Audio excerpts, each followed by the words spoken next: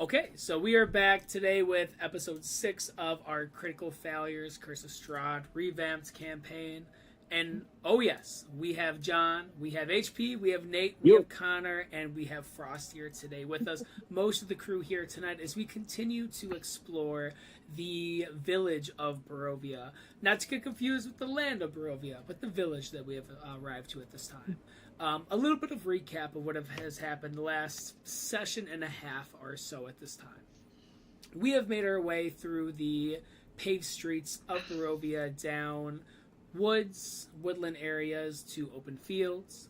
We explored a nearby river, which we met a fisherman who lost his son with a quest that is potentially in the works, potentially not, as the party made their way to the village. After seeing some horrific things such as a torso being ripped apart by dogs, the group made their way to the Blood on the Vine Tavern. The establishment is cold, just like the residents of Barovia.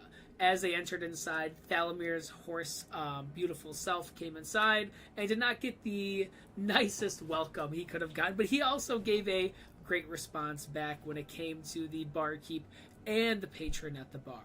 As that was going on, Gestal, as well as company, talked to some of the locals, got some information, and met not only the new mayor of Barovia, Rasmus, but also met a few people such as Paddlemere, such as Bartlett, and a few other people. They were introduced to Ishmark, which was the former mayor's son, who is, at the current time, extremely drunk and is working through his emotions of his father's death in a very unique way. That unique way being drinking the bottle throughout the entire day in Barovia. During this time, though, the party got to know him a little bit and company, and as many people went and got some rest, our pal Palin, not alone, with the Giggling Maw with him, took Ishmark back to his manor to help him safely make it home so he didn't get kidnapped or anything of such. As they got him into bed, he first stumbled on the staircase before they got him finally up there, before the Giggling Maw found his way into the living room and decided to eat every single amulet possible. So eating all these different types of amulets that are amongst the wall. In addition to that, tearing apart some of the furniture as well. It's a great snack. As this was going on, Palin met Irina, which is the daughter of Ishmark. She was not extremely upset with the destruction of the first level of the place, as she and Ishmark are planning on leaving, potentially forever, this manor, between the afternoon, evening of tomorrow, potentially the next day. After that, Palin made his way back to the Blood on the Vine Tavern, as the party all got a full rest.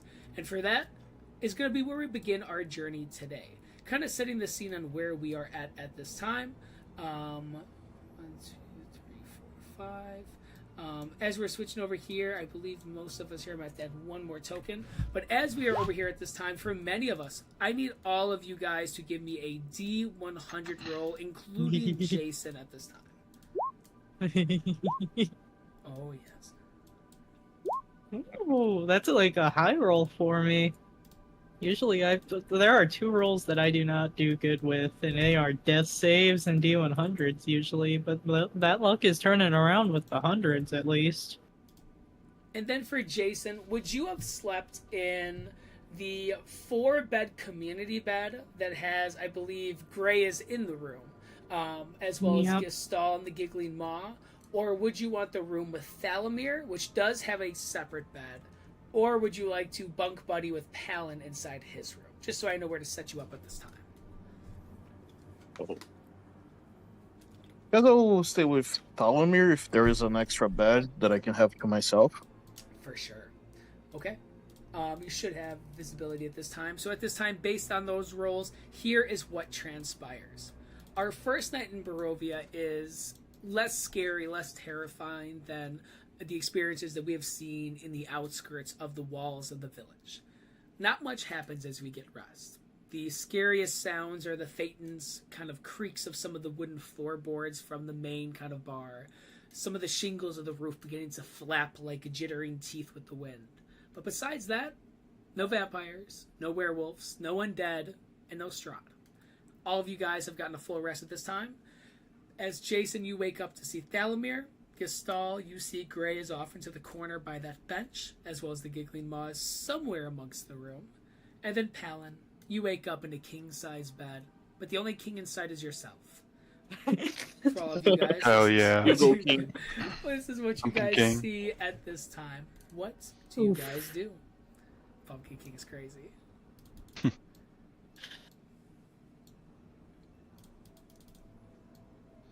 I'm gonna wake up and notice that Jason is in my room, given he wasn't there last night. You wake Is he up. awake? Buddy? You wake up and you see Jason is sitting up in his bed. Jason, you see Thalomir begins to get out of bed. Thalomir, are you wearing your armor to bed, or do you have that armor off at this time? No, I've got it off. Okay, you see a kind of a pile of clumped armor off into the corner with some gear. As you see Thalomir looks at you awkwardly as the two of you see each other at this time. Oh. I would have thought that you would have had a problem sleeping with a monster like me. Oh, not really. I mean, my definition of monster isn't physical appearance. It's more like things and people that choose to do evil. And you seem like a pretty alright fella. Plus, we have an extra bed, and I don't have to pay for that, so free lodging. Well, at one point I'd consider myself good, and in most ways, very similar to what you are now. But ever since then, I've been on a quest of revenge. I hope that does not. Hope that doesn't sour our acquaintances. Yeah, I would say we are friends at this point, but as long as you don't go around killing innocent people, I won't mind. You can do whatever you want. Perfect. And I'll get up and also, start putting my armor on while Do- he's talking. Do you guys, what are you guys doing for breakfast? Because I'm starving. Nate, Well, there's Nate, not a whole lot of options. Go ahead. As you say this, and as you're having this conversation, based on your roll of a 7 on that D100, you begin to kind of adjust yourself talking to Jason, and you actually see part of the bed frame from your weight kind of gives as you hear as the bed kind of collapses halfway to the side. It's loud, it makes a thunk that kind of echoes, but as you're speaking, this does indeed sadly happen. You're not charged for the damage, but these are not very sturdy beds. I'm gonna I'm kick gonna out the help other him. leg to make it even. With another thud. Gray and company in the other rooms, you guys can hear this heavy. And Jason, you watch as the bed, yes, indeed, does level out.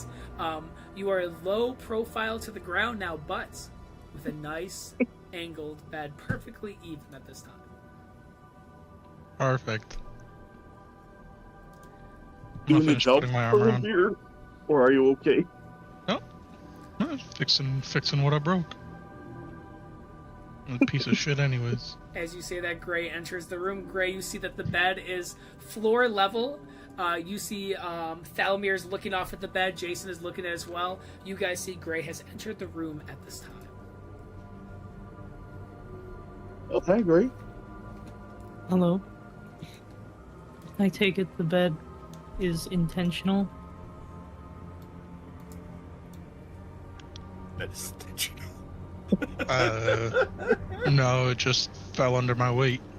These aren't very strong. I see. It is rather loud.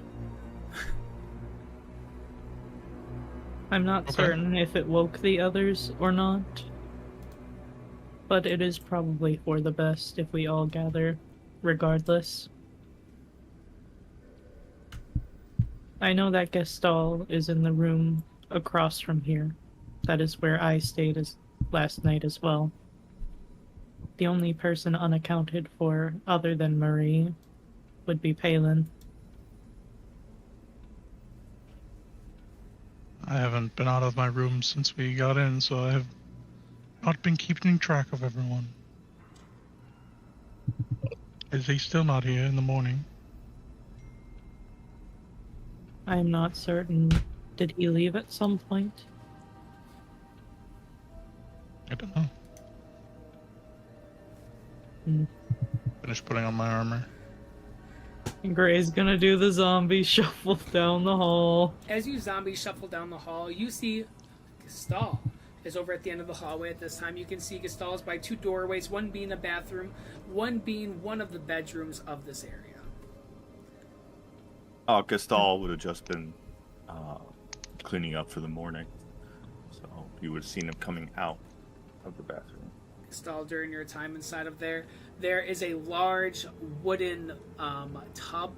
There is water that does run. There's a singular kind of drain, and looks to be this old iron pipe that allows water to go. There also is a cleaning station for clothes off to the side, and there is a toilet that, yes, is literally just a bench that has a container storage area for that. But that Gestal blew it up last night, so he knows. Oh, yes. Gestal, you see Gray, Thalamir, and Jason at this time down the hallway looking your direction. You're all up early, I see. I never went to sleep. Have you seen Palin yet? No, I've not. You see the door next to Gestal opens at this time, and revealing inside the doorway, almost upon command, is Palin's outline in the doorway at this time, and the glowing grin of his jack-o'-lantern face. That is still going to take some getting used to. Yeah. Sorry about that. I'll pull my hood up and kind of try and lower it down a little bit. You kind of cover. You just see that morning glow just trickling through that hood at this time. Well, it seems Marie left early or something. If she's not going here around with you. town. She's alright. She'll be handling some things around town, doing some work, trying to research, help protect the town, as it seems. Very well. I simply worry.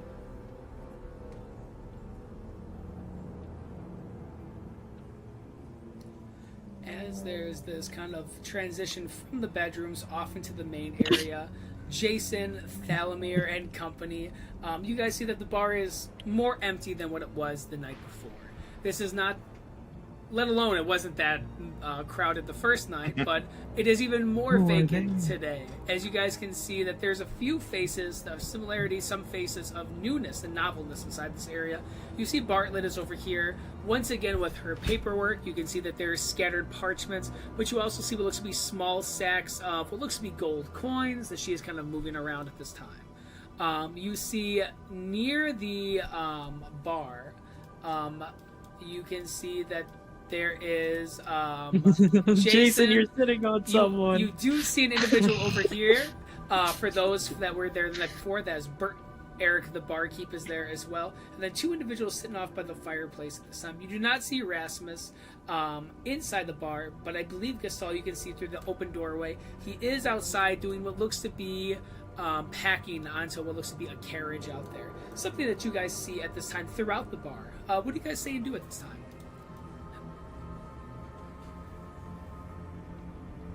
Gestal would go up and order breakfast for himself. You see Eric approaches and goes, "Is there any drinks that I can get you today besides the fresh, delicious meal that you'll be having today?"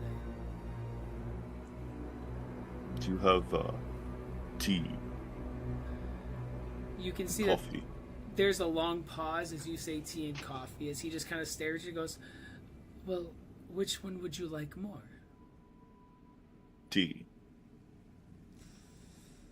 Right. You can see he slowly and robotically turns around, almost as if the mechanisms of a animatronic is pushing him through the motions at this time as he begins to put what looks to be this slop, similar to the visibility, the texture, and the smell of black pudding as it goes from a big stew pot flops into what looks to be a ceramic bowl. You can actually see a bubble begins to appear, and instead of popping, it kind of just sits there jellified on the top. As he begins to make some of your guys' delicious breakfasts for the morning. Is there anything else you guys say and do at this time? I may actually take that. It would be bad for me, but I think it might be good for, like, a weapon of some kind, bleeding. Spell component or something. I've got decay. Maybe this can help or something. The tea arrives as well, and it looks better than the slop. It's more of a very diluted, what looks to be like a green tea. There is a very faint green hue to it, similar to that of swamp water, but it is green tea.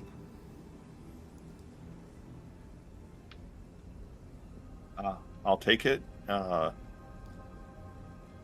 I'll just put 2 gold coins on the counter, and I'll walk over to one of the tables and start eating. He stands there and looks methodically at the rest of the party, from Jason, Thalamir, Gray. You can see Burton, which is the individual next to Thalamir over here.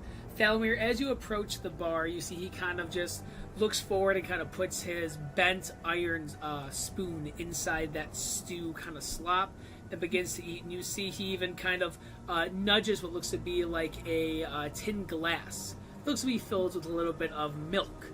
Not sure if it's from cattle or if it's from goat, but some type of breakfast drink, as he nudges it over your direction, almost as if he is offering you a beverage indirectly. Was this the guy I choked out yesterday? This was the guy you choked out Yeah. last night. I wouldn't trust that milk. I'm gonna like push the glass back to him and then walk away. I don't want any breakfast. I don't want any drinks. He kind It's of gross. glances your direction. Jason and Gray, you see this as he begins to eat his pudding back again by himself. For Palin, Gray, and Jason, for the 3 of you, anything you guys are up to or saying at this time? Yep, Jason will try to get breakfast. So he's gonna call the barkeep and be like, hey, what do you have for food in this place? If you're looking for food and nourishment, we have breakfast if you're interested. We are serving it by the bowl. But what is the breakfast? Like, is it eggs? Is it bacon? Is it beef? Yes. Okay. Then give me breakfast with clean water, please. It is a bit of all inside mashed together with whatever we find from our suppliers of meats. And you said that you wanted clean water. Yes. That might And be fresh. That might be an upcharge, but we can make that happen. As he begins to slowly turn around, and you watch as he just grabs a spoonful of slop, put it inside a bowl. He grabs water from what looks to be this large, still wooden bucket, pours it into a glass. He slowly turns towards you, pours it into another glass, and then serves you that same cup of water at this time. It goes, the cleanest Barovian water for you this morning. Why It's did you even put it come in from a two- decanter, Jason. Wait, why did you put it in 2 cups? I don't understand. To cleanse It's a the decanter. Wow. Fancy Okay, water. okay, if it's a decanter, whatever that is, I guess it makes the water fancy. Right? floor. What is a decanter? Hey, A separate container to store liquid. Oh, yes. Think like a bottle for the bottle. I did put your liquid into another cup, hopefully to cleanse it from the other cup. wouldn't it just get dirtier? You see, he just Not if the slowly glass blinks is at you. cleaner. In this moment of May I? awkward blinks. Go ahead, Greg. May I also have breakfast? And if you have an empty bottle, I will gladly take that as well. He gives you the same slop inside a bowl and gives you an empty bottle. This one is kind of cloudy as he gives it to you. The bottle or the glass? The inside of the bottle's glass. Oh, that doesn't matter much. How much do I owe you for this? If you have Anything? any rations, you can trade me a couple for it. But if not, 2 rations? that would do. Alright, Gray's gonna hand it over. It looks like stale and old, and it looks foreign from Barovia. Like, these are like the Underdarks rations He from back when the drow was still a drow. He took both great rations. What a good trade. You take both rations, give it to him at this time as he takes both of the cans, walks over to the It's slop exotic. bucket, cracks them open, and just looks at you as he dumps the rations inside the slop and mixes at this time as he begins to make a new concoction for breakfast. But all of you guys have food and drinks at this time as many of you have clustered at this lower table with Palin, Jason, Thalamir, Gestal, the Giggling Maw, Gray approaching as well. As all of you guys have kind of made your way over here at this time, anything you guys say or do? Gray is just staring at the bowl and letting the food cool so that she can pour it into the bottle for future use. Hey guys, how edible is this slop? I thought it might make use as a weapon. I'm gonna eat it. How edible is it? You take a bite. Give me a Constitution saving throw at this time. Oh boy. DC's low. I hope it's real low. You met it. You met the number. 8 on the DC, 8 on the roll at this time, Gestal. It has the consistency of bubblegum. As you begin to chew on this thick kind of paste-like pudding, it tastes like meat mixed with vegetables. So there's a little bit of good taste. But then it goes instantly to a chemically acidic flavor and then a mushroomy kind of umami sense. Potentially that might have been from the recent rations. But it is a roller coaster to the senses. But for those of distinguished or distinct flavor profiles, maybe it's good. Not for me, but maybe for you. Okay. Yeah. I'll look over to Jason and go, I think you would like it. And I'll continue eating. Okay, well, I'll take your word. I'm starving, so let's eat. Give me a con save for yourself, Jason. You gotta hit an 8. If I roll a 1, I'm gonna punch you. Yeah, I rolled 24. No, you're fine. Is it a nat You love 20? it. Yeah. Yeah, It is. Yeah. Jason, Look at that, Oh, let's go. extra tasty. the confidence is insane as you begin to chew on this pudding as you pop a bubble with it. At this time, it's disgusting, but you're getting nutrients from it at this moment. I'm loving this cooking actually. Holy, Oh I my, was never expected to get good food on this plate. that's starvation, my man. Alright. I am saving mine for later. I think it might be used as a good coating on weapons. Or perhaps as a mold development. If something can grow on this. Yeah, you might be able to grow a new life form in that jar.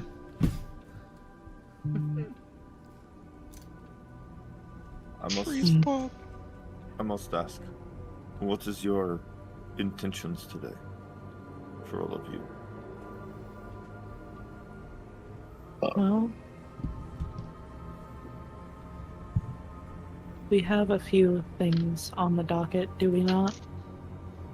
Helping to build the defenses of this town. Helping to bury the mayor. The previous one, anyway. Assisting in finding the missing fisherman's son. And traveling to Vallaki. Quick question: is the town going to be attacked? They seem suspect to that think the so. undead. I recall something about a blood moon. So perhaps the lunar cycle here is linked with higher activity.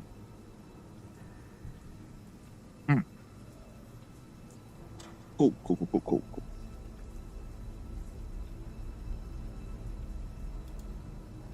We could ask a local more about it. It would give an idea of what defenses would be best. You could not keep a cow out of this place. So the defenses in it would be extravagant. But if a burial must happen, it is best to do that first.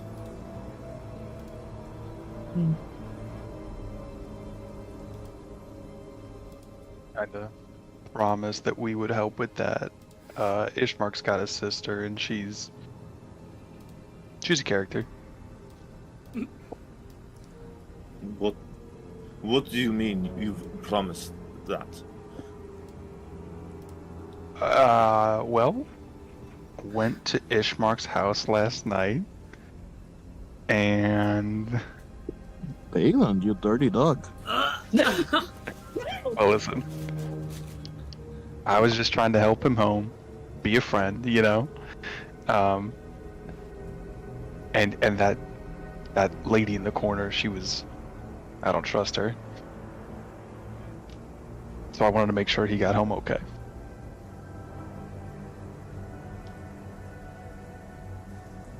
And well, got him home, safe and sound. The giggling maw can confirm he is safe. I'm gonna like look over to like an invisible spot next to me, and I'm gonna grab something. And it's just gonna look like I'm holding something like in my hand like this. And my face is turned a little bit disapproving. What did you both do? We just made sure a friend got home, which he did. And then we promised to help with the burial, you know? Mm-hmm. We were also, just tangentially related to that, gonna travel with them on the way to Valaki. Insight check. You could see my hand go like this, and you could hear like cartilage starting to rearrange. Dirty 20 on the 20. insight check. 20, just in case Connor. you're lying. What am I lying about? Are you lying by omission, or are you telling the truth? Would you like to try to Honestly- save against it? If you're honestly, telling the it's- truth, you could I'm- just... I mean, yeah, I didn't say that we ripped up the furniture. You get the sense with the dirty 20 that he is telling you the truth. You can see he's definitely thinking about last night, though, as if it was an interesting night. But there doesn't seem to be any direct, insane lies that you can detect. Listen, It's the layered Dalamir, I issue. see you're looking at me a little funny. Twinkle in the eye. I know what you're thinking, and yes, there was a little bit more. Not everyone look now, but Dalamir, the woman behind you. I'm immediately gonna turn around. As you look, you see that there is a elvish individual, a girl, who has tattoos on her arms, who is going through paperwork, and she kind of looks up just quickly to glance, and then just sees you staring for a moment, and she just looks at you with this long pause. And remember, this is a silent tavern. There's no conversation besides yourselves. Just a table away. She goes, "What?" I'm gonna look over back at Palin. Is that her? She looks back down into her paperwork. You've got a good eye. That isn't her. All right, He appears to be And I'll busy. turn around. I'll Okay. turn Did around. Delamere turn like this, or did he turn like the whole horse? I definitely kicked at least 2 legs over the side of the seat so I can turn around. So there was Just definitely rotating. some hoof clopping on the floor. We love clopping. All right. Well, and keep. I appreciate that we're playing it very casual. I think we should continue to play it very casual. Agreed. But yeah, that woman back there, she can't be trusted. Just imagine you turn back around. I have a sense she's lying about things, and she might bring danger to Ishmark. That maybe the danger hasn't passed. I mean, what danger? Helen, The danger Helen, that killed the everyone. mayor. you do realize this place is completely silent except for our conversation. She can hear every word. No. We're whispering. She can't hear anything. Hey, lady, can you hear us? Oh my god. She looks up, she goes, I can hear a few things that you're saying, yes. Are you dangerous? I am not dangerous, I just work here. Yes, she is. Yes, she is. Is your friend telling you about last night? Is that what the issue is? I can assure you that he did nothing wrong outside Ishmark's house or anything of that. He just helped walk him home. He doesn't know that. She wasn't there. I'm whispering to Jay. I'm like in his ear next to him. I'm looking at her and I'm whispering to him. Helen, you are a strange individual. He's a stranger. I promise. Okay. Fine, I'll believe you, my friend. If you don't mind, I will go back to my job here. Which is what exactly? She kind She's of doing paperwork. chuckles, just paperwork, as she begins to move what looks to be a few more of these small sacks over. She begins to write things down. Back to what she does at this time for the rest of you guys together. Anything else you guys discuss? What paperwork does she do? Like, what is paperwork? What does that mean? She says like that she bookkeeping. works for the tavern. Perhaps it is financially related to this place. Or orders for food and drink.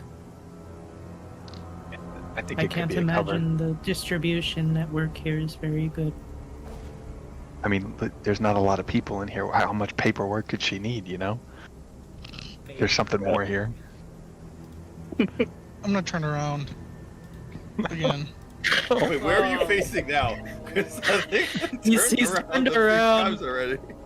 Alright, so he's turned this way once. The chair. Then he's turned back around. But then he Now turned he's around turned again. So he's So- facing the table. No. You're bad. I'm facing this way. You look Okay. over her direction, and she just puts her paperwork down and goes, is there anything that I can help any of you with now? Because it's becoming to be a distraction. I apologize. Don't you have an Distraction to what? office? I'm going over here. I don't have an Well, office, no. I have a question for you, if you wouldn't mind. What the heck is Pointing that? It's the horse! It's the horse! This is Thalamir. He's pointing this That's way. the eyes? That's This is the eyes? confirming it.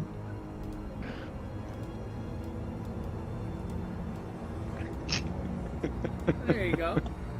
Hey, don't forget the horns. But anyway, as you're looking off at this lady, is there anything you say at this time? Yeah. We heard there's something about a blood moon. What could you tell us about that?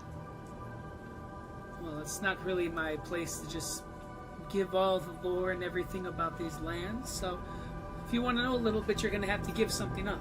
As she begins to move her fingers together in a coin gesture at this time.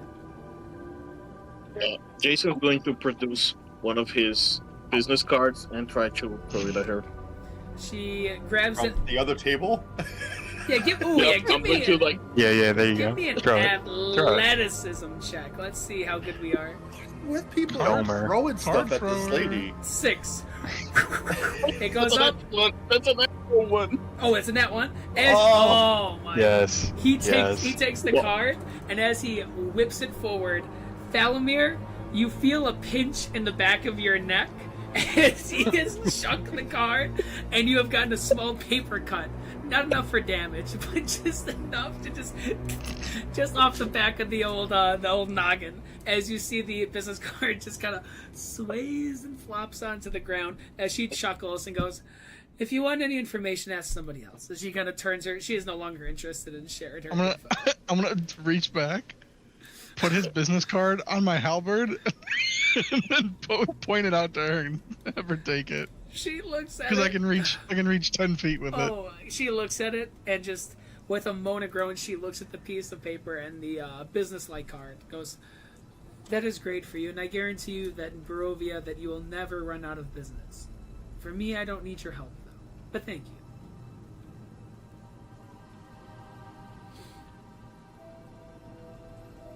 Who should we ask about this danger in the city? I would ask Rasmus. He has a lot of information. He's been in the woods. He's gone through the fields, so he's seen a lot more than just the village walls. You can also ask Eric the barkeep, but he's a little bit short with his answers. If you're looking for... I mean, it'd be better than anything you gave us. I'm more of the item person, not the town librarian. So, if you're looking for that, I mean, you live here. How hard is it to just tell us what goes on?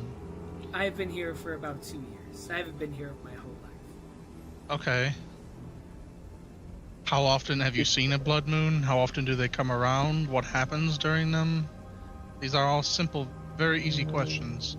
It's a sporadic thing. There's no set time or a set amount of days. It just happens. And when it does at midnight, you'll see, because everything will get red. And when that time happens, you just have to be indoors. Make sure that there's no lights, no fireplace, no torches, no sound. And you can see she kind of leans her hand over and pulls what looks to be an old dried bit of garlic as she kind of shows you, goes, and just make sure that you have a few clovers around the house as well. It kind of muddies your sense for some of the creatures outside. Insight check. Is she lying? Let's see it. Oh, 18. 18 on... Ooh! You can tell that she is not lying to you. You know that this garlic clove is not going to hurt like a vampire or undead, but maybe it has some effect when it comes to their sense of scent perception. So that's something that she's not lying to you. She's just giving you just a little bit of information. Great. See, that was very helpful. As I said, if you need items or things like that, I'm the person you would go to. But lore, you might want to ask people who have been here just a little bit longer. Turn back around. When you turn Oh, around, hold on. you Hang on. hanging. There we go. Beautiful. Put that halberd away as you turn back towards the party. Anything you guys say or do at this time? You've seen that in this time, Gray has moved first from that table over to this table to stare at her stew, and then she decides to come over, zombie shuffle over to this table and just, hello, what can you tell me about the blood moon to Oh. these two over here? Oh my goodness. You might hear this a lot, but you absolutely scared the heck out of me. May I ask, what are you? Yes. Hey, Drow. I don't know what that is. So you can see that They're from a different part of the world. Oh, okay. Well, my name is Linus, and this is my brother Kyler, and well, we're in town just for the next day or so. If you're interested in any furs or anything to cover up at all, we are selling some for a pretty good price from up north. What is that again? Fur, it's like a coat for an animal, but it just comes already pre-attached, pre-assembled. But we can make coats and hats out of it for you. I will see if my companions require. In the meantime, what can you tell me about the blood moon, if anything? We are rather new. Well, you wouldn't have to worry too long. And I think the last one was a couple days ago, but a few times a month, the sky turns kind of this reddish kind of color, and as he's talking, you see that his brother cuts him off and goes, and everything just goes crazy. Everything. Creatures run out of the woods, they run across the fields, and they try to go through any entrance of your home. Windows, doors, chimneys, roofs, cracks in the wall you forgot to fill, am I right? As you can see, he kind of nudges his brother and chuckles. He goes, yeah. Excuse me, may you speak louder so that they may hear as well? And I point over at my friends. I don't really want to shout across the entire tavern, but... Would you like to join them for a moment, then? I'm gonna have to warm up just a little bit long. As he kind of shows you his fingers, you can see that the fingertips down to about halfway through the finger is a bluish color. As he kind of shows you, and he kind of has his hand shaking, he goes, a little bit of frostbite from the northern towns when we were hunting. Mount Baratok is not the warmest place, especially this time of year. Understood. I will bring them here. One moment. I have found people willing to inform us. Great. And I'm gonna pick up my stew in my bottle, pour the stew in the bottle. Evil stinky stew is no longer in there. It takes a moment as That's you put fine. it on top. It's like slime. Yes, yeah, exactly. You know, I gotcha. I feel like it would make a very good, weapon application. I don't want to be rude or anything, but who are all of you? I don't want to sound like I'm saying that We you're are ugly, new. but you're not We're a the mess. typical people that I would see inside either Valakia or Barovia. We have just arrived here through the mist. Oh, I'm so sorry. It's like a death sentence. Well, enjoy the time that you have left. We wish to know about the Blood Moon to extend this time, yes. As he begins to talk, you can see his brother kind of leans. He goes, as we already said, it's a time to not be outside. When the sky turns a reddish color, basically just go inside. Make sure that there's no lights. Make sure that there's no torches, no sound. Make sure that there's no screaming, crying, moaning, any of those things. That's the time that they want to eat anything that's alive. It's a way to punish us for enjoying anything beyond the hours of daytime. If you even call this place any daytime. And this happens regularly. It's one of those things like seeing a rainbow. Yeah, I've never seen one, but I've seen it in books. Basically, it's something that just kind of shows up. If you might have a week where you have 2 blood moons and everyone's just getting murdered in the streets, or you might have a couple weeks where there's just, somewhat of Barovian tranquility, if you would ever call it that. But do you guys know what is in the Blue Moon? Like, is it a bunch of monsters? Is it just one? You can see he kind of pauses. He goes, it's hard to explain. It's not undead or zombies, which we see pretty often inside the village, especially when we're bringing inside furs and meats. But it's more of the things that we see inside the woods. They're called gloom dusks. They're these large, bear-like dragon creatures that they move faster than anything. And I've seen werewolves tear apart villagers in the middle of the night. But these things, especially when they smell or see blood, all they do is terrorize and tear things apart. They can't be negotiated with or trained or, in captivity. These things are the essence of beast-like destruction inside the grounds. And you might even see them in the woods during the day or night, but during the blood moon, they come out in packs. And that's the thing that I would be afraid of, especially if I was out there. Especially if I have any wounds. Would they attack each other? Like, let's say I am able to injure one of them. Like, would the others smell the blood and go for the weakened one? That's the thing is, they don't really bleed. I've never seen one hurt, but from what I've been told, if anyone has ever been hit with a bow and arrow or a blade that might have just got lucky one time, they don't bleed. It's maggots and worms and beetles, different types of insects that crawl out like a festering wound that's infected. But instead, that infection's evil, and that's what these beasts are. You said you've seen werewolves. Yeah, they're like dog people, They're like people. They can stand hunched over, bad posture. They gotta fix that, but they look just like a wolf.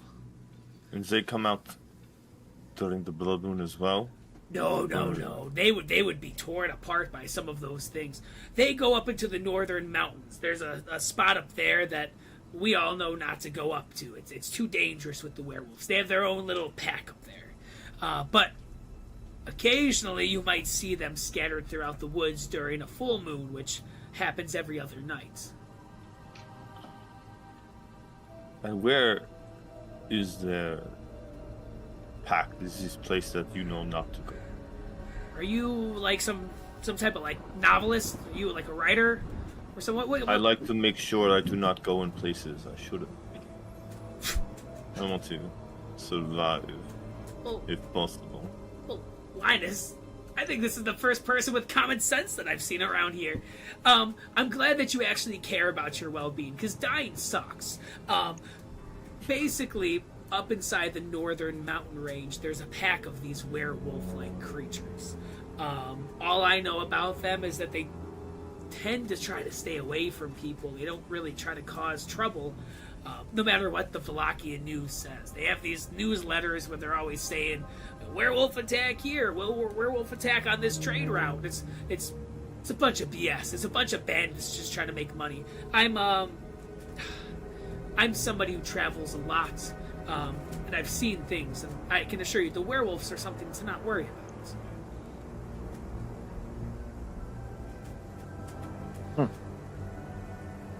Good to know. Now I know not to just stick my nose in what silly lies to avoid. Well, I wouldn't stick my nose anywhere, especially in Barovia, but the wolf kind of den up there is definitely a place that would definitely smell.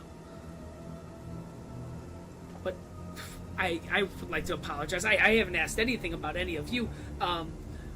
What are your names? What are you here inside the village for, unfortunately? Was it by pure unluckiness that you found yourself here, or did you seek out a place like Barovia?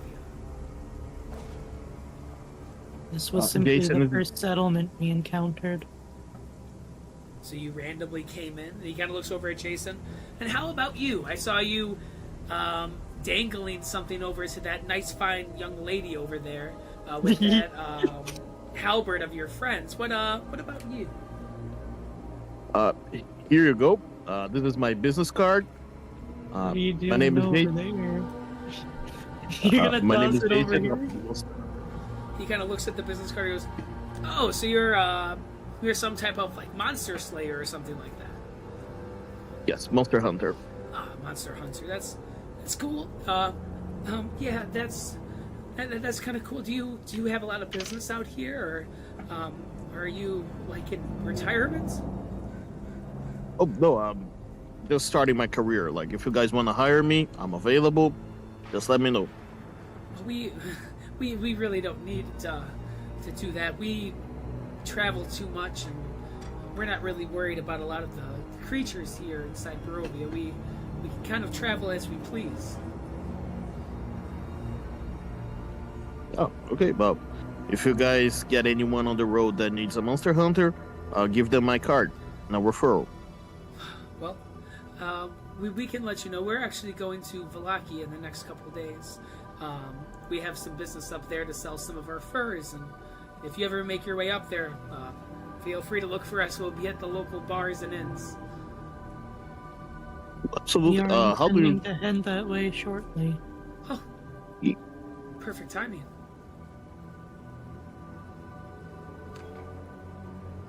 You see, he kind of glances over and kind of looks in the back, goes, the pumpkin, is that a cosmetic thing, or is that more of a like a true facial feature? As he kind of looks off at the companions at this time, for any of you guys to give any response for Palin at this moment.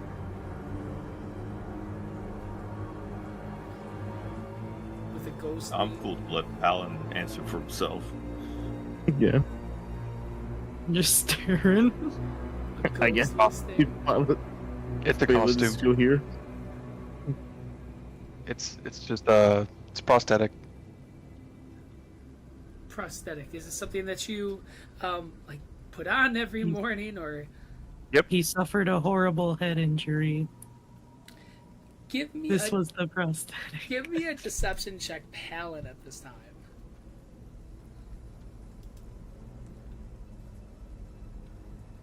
12. He kind of Yeah, looks they're over. kind of far from the pumpkin skin, you know.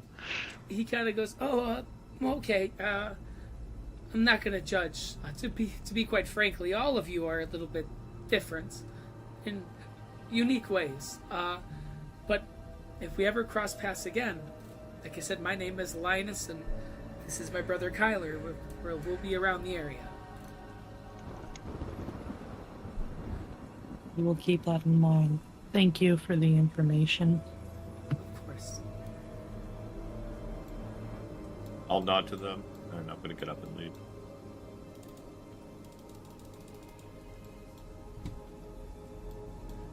I'll go ahead, follow Gistol. I was helpful. I got my stew in a bottle. Gray's having a great morning. Well, as you guys begin to make your guys' way from what it looks like out of the tavern at this time, you guys do see Rasmus is appearing, but looks to be a carriage that looks to have boxes and different tools. As he looks over and goes, "Oh, are you guys planning on joining me this morning to fortify some of the village walls?" I believe we must help with a burial, and then at least I will meet you out there. Which direction will you be stationed at? I will be southwest, probably about an hour on foot. So just follow the trail, and once you get to the tree line of the woods, you should see the carriage there. I usually don't go deeper than about 15 or 20 or so feet. So just give a shout, and I'll make sure I come out for you. I'll need some of you who are good at chopping and straying to help me with some of the wooden trees and logs. If some of you have better hands and nimbleness, help make some wires with some of the vines and thorns. And then if any of you have any hunting experience, I am checking some traps for rabbits on the tree lines as well. All of this will help the village out. And if we can have some fortification that can save dozens of lives a month.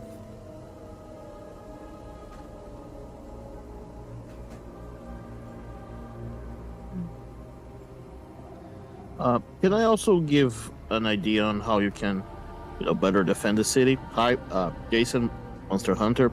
Nice to meet you. I haven't met you yet, correct? Yes, we haven't been formally introduced. Oh, I'm Rasmus. I am the village hunter. Recently, now the village mayor within the last 24 hours. And yes, we are trying Congratulations. It wasn't an election that got me this role. It was the assassination of the former mayor.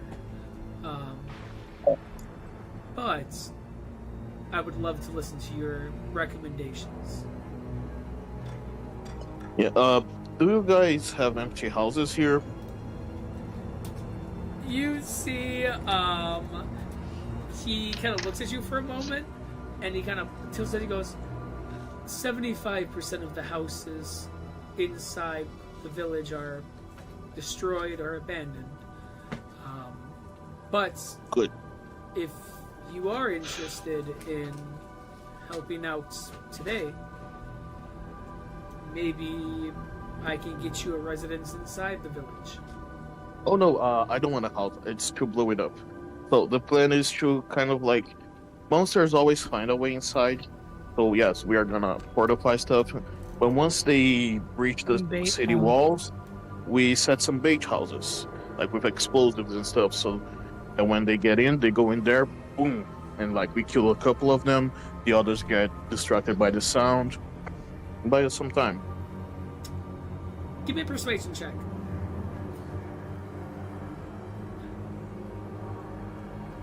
That's actually a really good idea. That is tough. That is good. Big roll here. Let's see it. With advantage, Well, mine- 'cause it's such a good idea. 13, you can see he looks goes, my question for you then is, how would we find these explosives?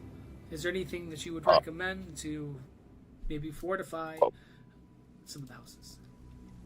Explosives might be too strong of a word, but I'm pretty sure you guys have some oil around, like, or just stuff that is similar enough to oil that when lit on fire could, burn a house, and some dragon things inside of it? We have a tallowman who has beef tallow and pork tallow, but I'm not sure if any of that is flammable. I really don't use it that much myself. I use it for cooking, but I don't know how much they would have at the talisman anyway. If they have well- plenty, it could theoretically be flammable. It can be used to make candles and the like, as well as its normal cooking purposes. Yes, they do sell candles there. They have some arcane candles. There are also a few are new to the village. I'd recommend checking that out. Some of them have good healing properties, especially in a time of distraught and danger like this. But perhaps that could be something that we can look into, and maybe in your travels, if you find any. As I said, the village doesn't make much gold per month or per year, but we do have other things that we can barter with you, of course. Very well. Like I said, I'm a professional monster hunter, so I do expect to be paid after all this.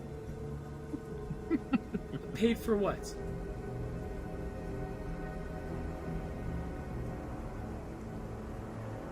Huh? What would you be paid for? How about we, if we end up killing those monsters, and for every person we save, we can discuss a price later. He looks, he goes, we can figure a bartering thing out, sure. But best of luck with your funeral. I assume that's for the mayor today with Ishmark. Correct, sir. Do you all plan on going with them inside the town of Valaki up north, or you plan on spending a few more days here inside the village, getting to know some of the residents?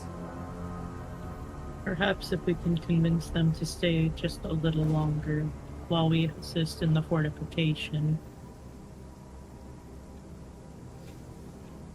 That is entirely up to you.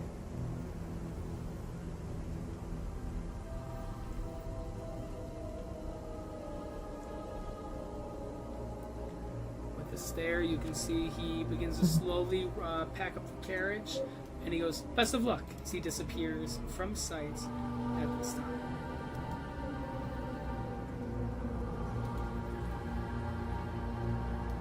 Let us go to the funeral then.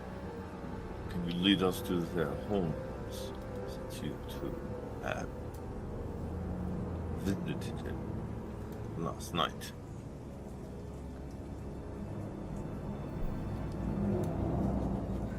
I don't know if I'd put it like that, but yeah, we can definitely go over there.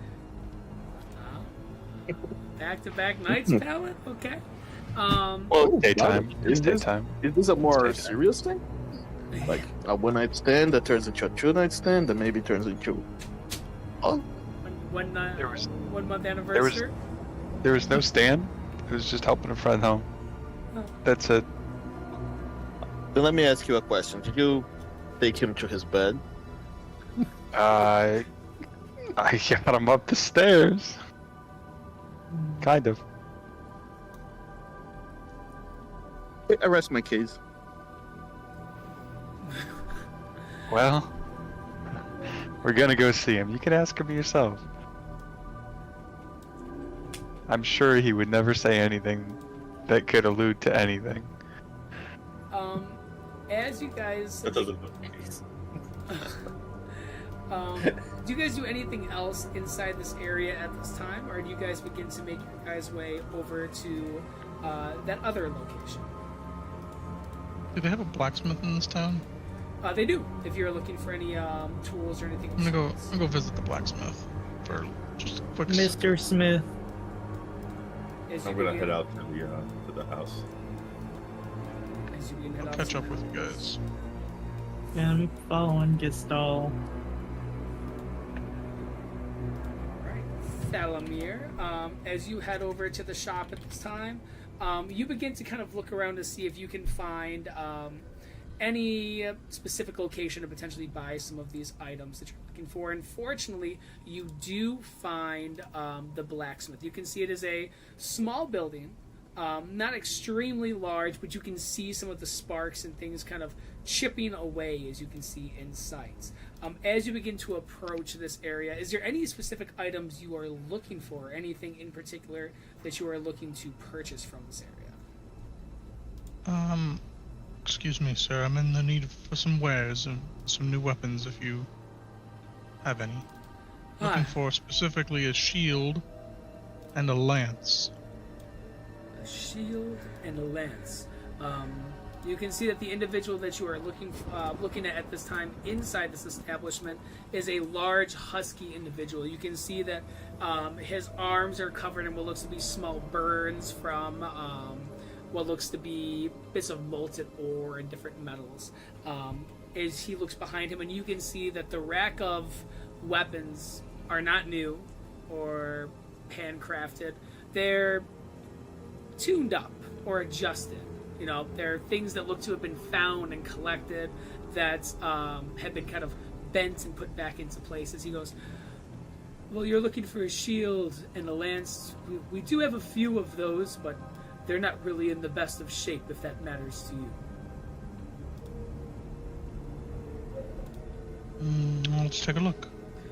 As he begins to kind of move some of them across, he goes, if you're looking for some items that are a little bit better when it comes to quality, there's the general store inside of the town, the village, but he begins to move what looks to be this older kind of shield off to the side. As he kind of looks at it, kind of dust off some of the dust on it. He goes, are there any items that you're interested in bartering for the shield? I've got this nice halberd here. He kind of looks over. It's like a pristine halberd because it's technically it's magical. Well, if you would like, I can trade you the shield and the lance for the halberd. Now, does this shield and lance have a negative impact on like rolls, or is it just like purely cosmetic? These to Wade Bittner. So these are full. These are just full non-magical lances and shields. They would just be considered at this place as just a lance and a shield. Just a normal one. Correct. Yeah, at this location. Okay. All right. Yeah, I think we could make that trade. He exchanges that out. Anything else you do at this location, purchase or bartering wise? I'm also going to grab a long sword as well. Long sword as well. At this location, their long so. swords run 20 gold pieces. How much do I have?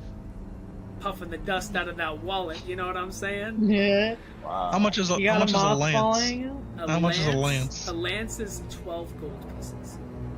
Tell you what, I'll give you 12 gold because that's all I have. Throw in the shield and the long sword for this perfect halberd, and I'll buy the lance. He would do that. As you take those items. That's all the gold I have. 12. He seems extremely excited about the halberd, and the quality of it specifically is something that he is very happy with. Lack of dents, cracks, and damage to this item is something that he appreciates. As he takes that item from you, exchanges those back to you, and he sees the item, puts it back on one of the shelves behind him. Is there anything else you do at this time with that? No, I'll equip my items and head out. Okay. Then for the party at this time, for Jason, for Gray, for Gestal, and for the Giggling Maw and Palin, you guys make your guys' way over to the mayor's estate inside the village of Barovia. It's a location, for those that have not been there, is kind of a sore thumb. It is a historical building that's kind of off to the side, and it is, or at one point was, a very fine estate. A manor that maybe in its prime was something that, instead of being a sore thumb, would have been a gem that would have glistened for this village. Now it is covered in tattered symbols smudged on the outside, iron bars barricading some of the windows, chips of and chunks of wood that had been nailed as well.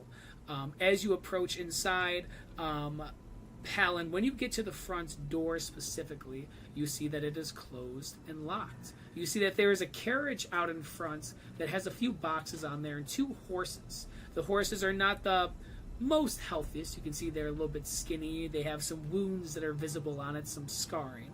But they're sitting there awaiting potentially traveling soon, as it looks like this carriage is being prepared at this time. As you approach this door, what do you guys do? Let's give it a knock. As you knock, it echoes inside.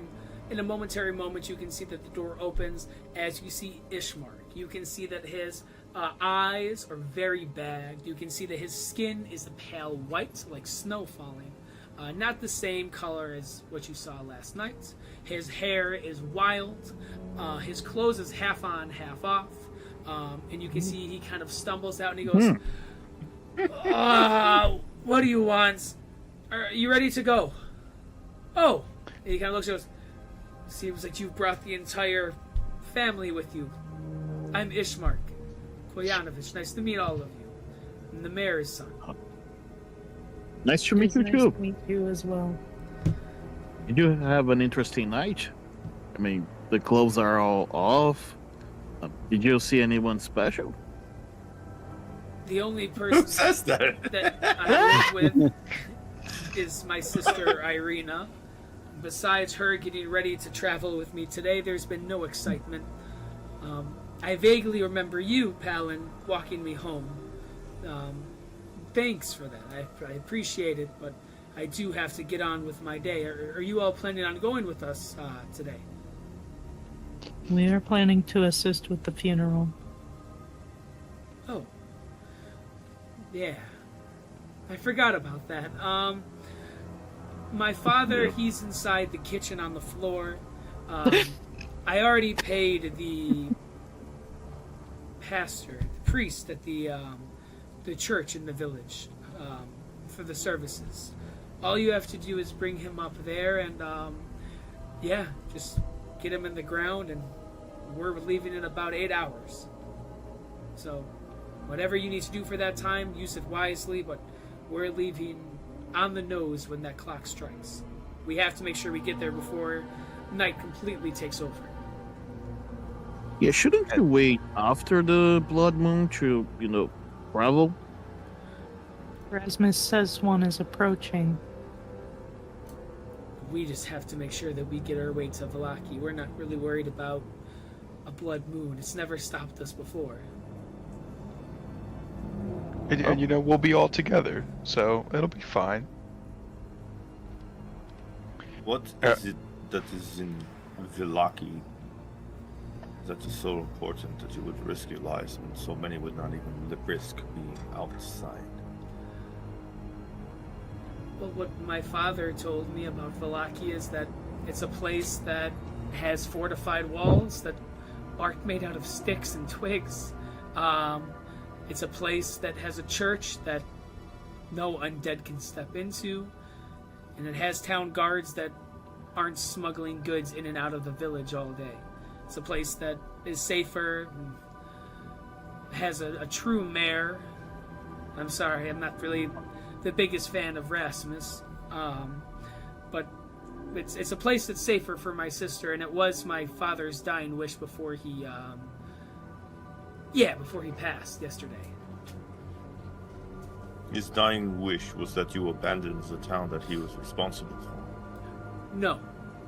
His dying wish was for Irina to get to Valaki. I just don't think it's a good fit for me and my goals to waste my life here in this village.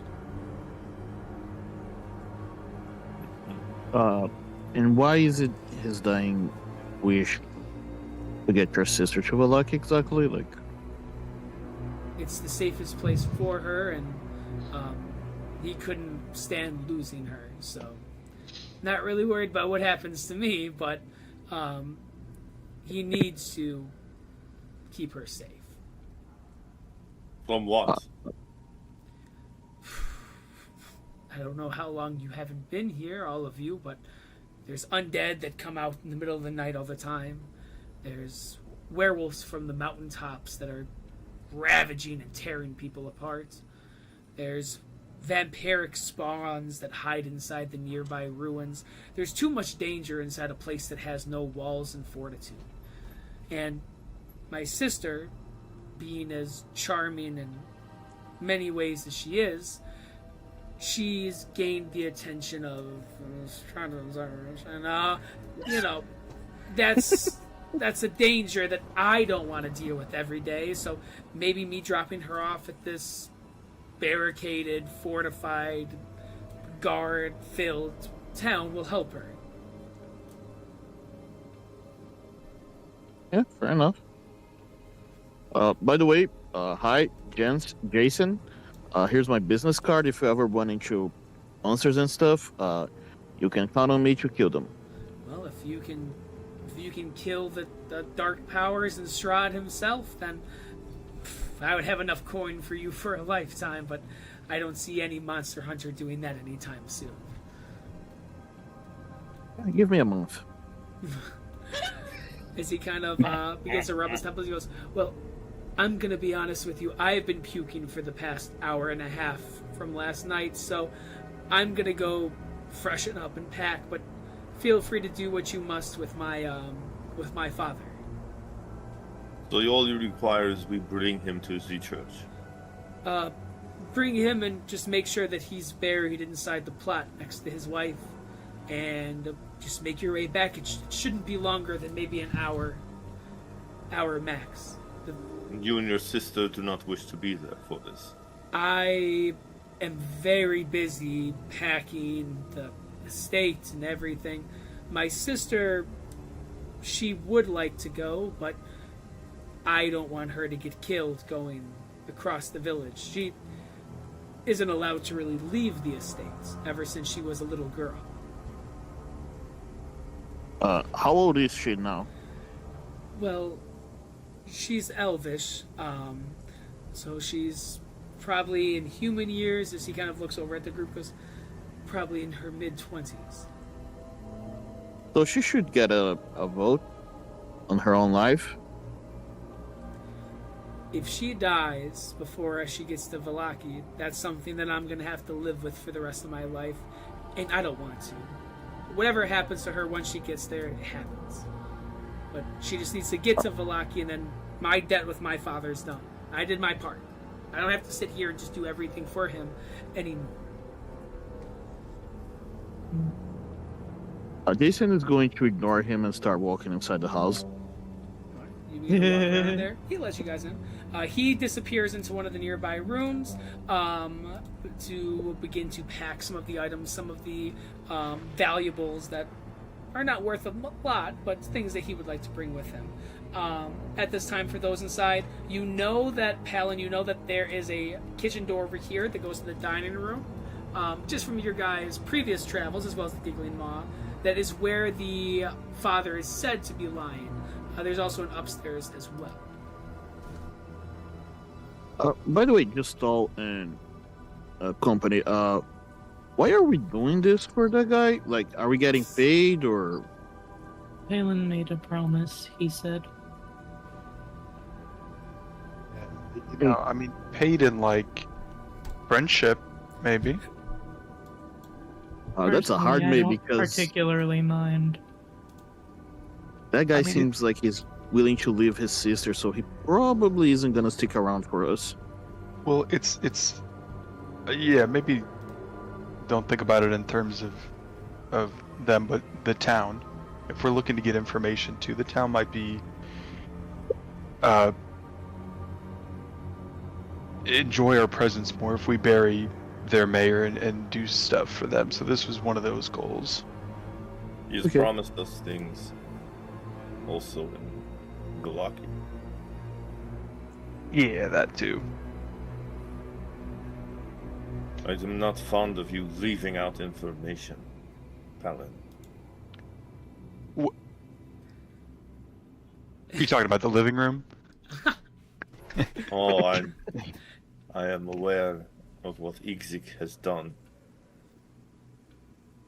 But when you make promises and others have to deliver on them, it is best that they are fully informed as to going on. That's fair. That's fair. It was a little late. I didn't want to wake everybody up, you know.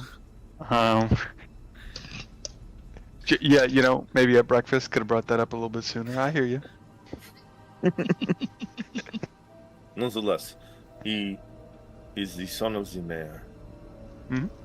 So, he would have history beaten into him regardless. And if his sister is elvish, then she would have a greater opportunity to know more. So the information we are looking for is probably better pried from them than it is some of the locals. Mm-hmm. Especially You know, if considering he knows her to have some relationship with this Strahd. yeah, and that I didn't know. But we can talk about. We can ask them all these things while we travel with them too. Another deal I brokered last night. So we'll have plenty of time. Let me just point something out real quick. But if they are leaving now, we are probably gonna leave the town defenseless. So should we leave with them? You know, maybe we should just stay here until the blood moon and help the townsfolk. Well, we got 8 hours. They left the torso hanging in an alleyway. I mean, the How town has many- been here long before us.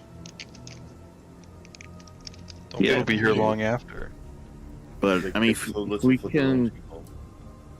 if we can at least save one person, isn't that a good thing? Isn't that enough? Will we Well, be if we're saving going to be 2? saving 2. Istal gets it. Yeah, Istal literally gets it. Whatever gets us the most and best information is what I think we should do. If we Well, think I that see.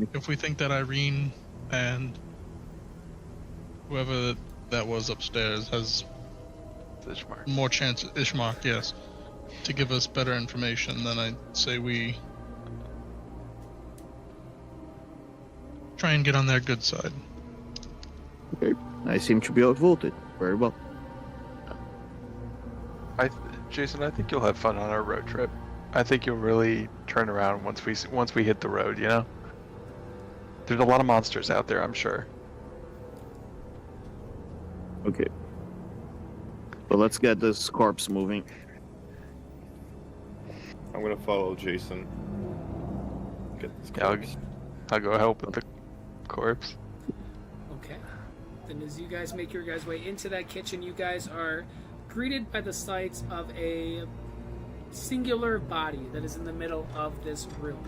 You can see that there are some pots and pans that have been kind of laid out, some old food that has been kind of sitting there. And you can see laying on the floor is the corpse of an individual. A little bit husky when it comes to the upper build. It looks to be an individual who has lost all of the color to their skin. They have this white and kind of pale look. Their body and face is in this shocked kind of stagnant image, almost like it has been frozen in the moment where its last breath has left. The biggest thing you can see are 2 coins that cover the eyes. The mouth's open in an agonizing, painful look. And in the chest, you can see that there is a singular crossbow bolt that is right through the heart. As you can see that there's dried blood that covers what looks to be the tunic and some of the clothing that he was wearing. That is what you see.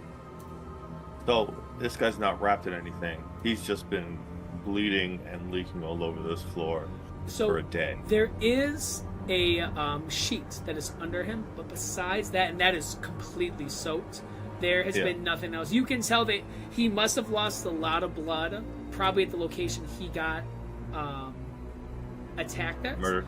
Yeah.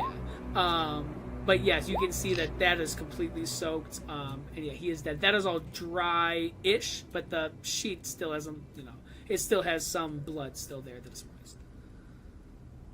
I know I am probably the last person that should comment, but this somehow feels disrespectful.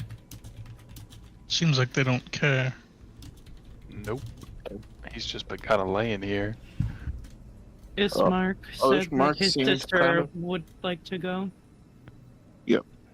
I say we get her at the very least. Like, see if she wants to go. Mm-hmm.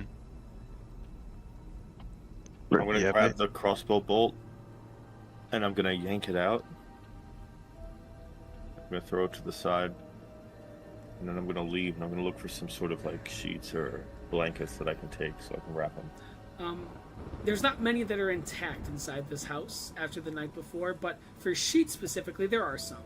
You do find that there are some additional throw blankets and what looks to be a tablecloth that could be used. But you did notice something with that crossbow bolt that as you took it out and with your skills catches your eye. You can see that the head of this bolt is a little bit different than your everyday crossbow bolt. This one is silvered, and you can see instead of just being a regular kind of arrow style, it is in this almost pyramid kind of style, almost as if it has barbs on it that may have had poison, may have had some type of substance on it. It looks to almost have these barbs with these small holes as well. Triangular, yes, Gray is the word I would say. But it's also silvered. Correct. Okay. Someone really wanted him to. No, but you only use silver on certain things.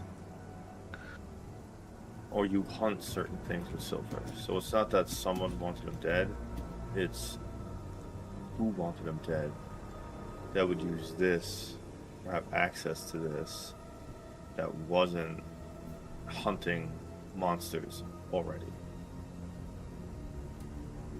So I would take note of that. And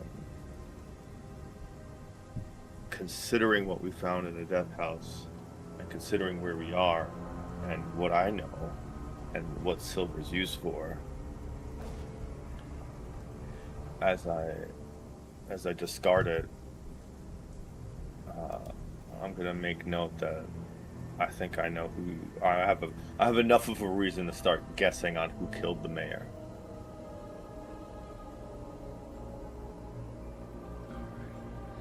And as we ponder the situation, seeing the mayor potentially dressing him up a little bit better for this final ensemble of his life as the curtains closed. I believe, Jason, you are looking around for Irina at this time. Give me an investigation check.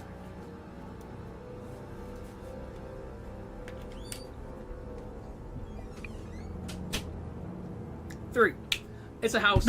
There's doors and rooms, but none of these that you've gone into have had Irina. You've checked every single door in this area for about 10 to 15 minutes before you do see a room that looks to have a door that catches your eye.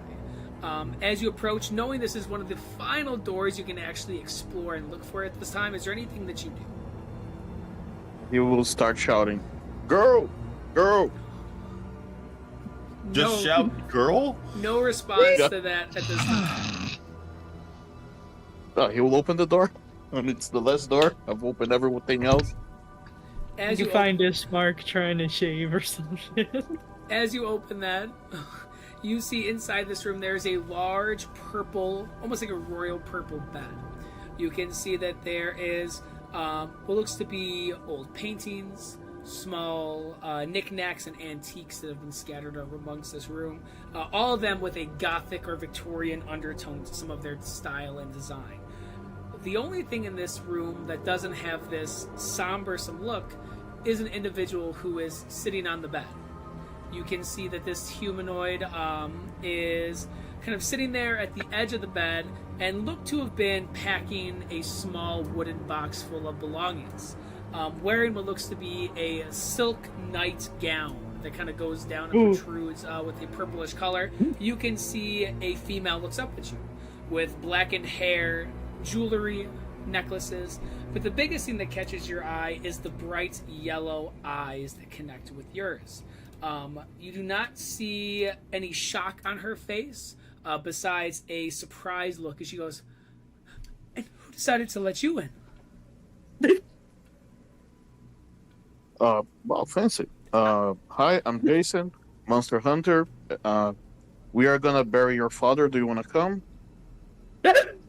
That's a lot.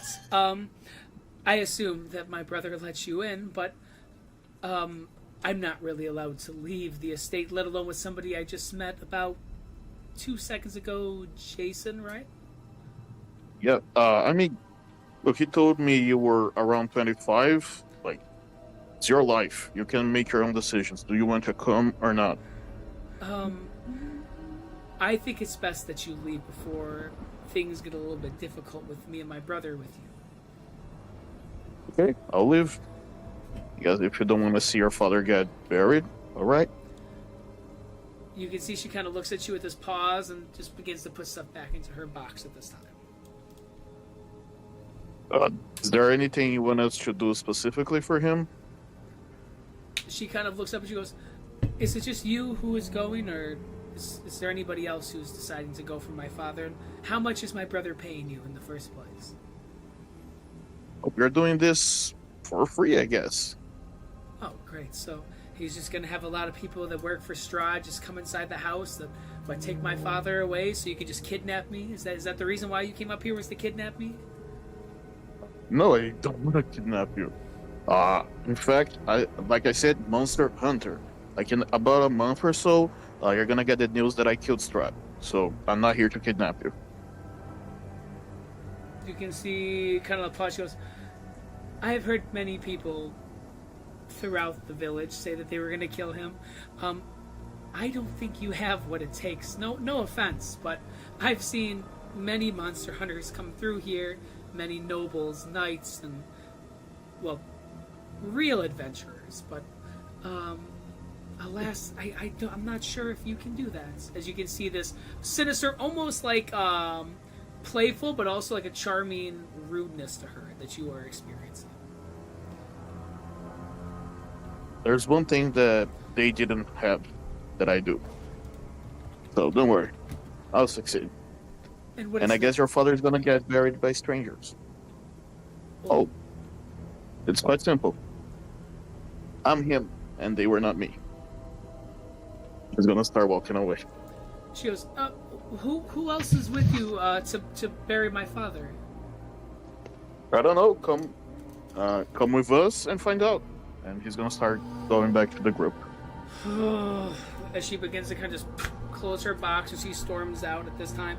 For company downstairs, you guys can see Jason appears, as well as a new individual. Irina begins to approach at this time, but she looks down there.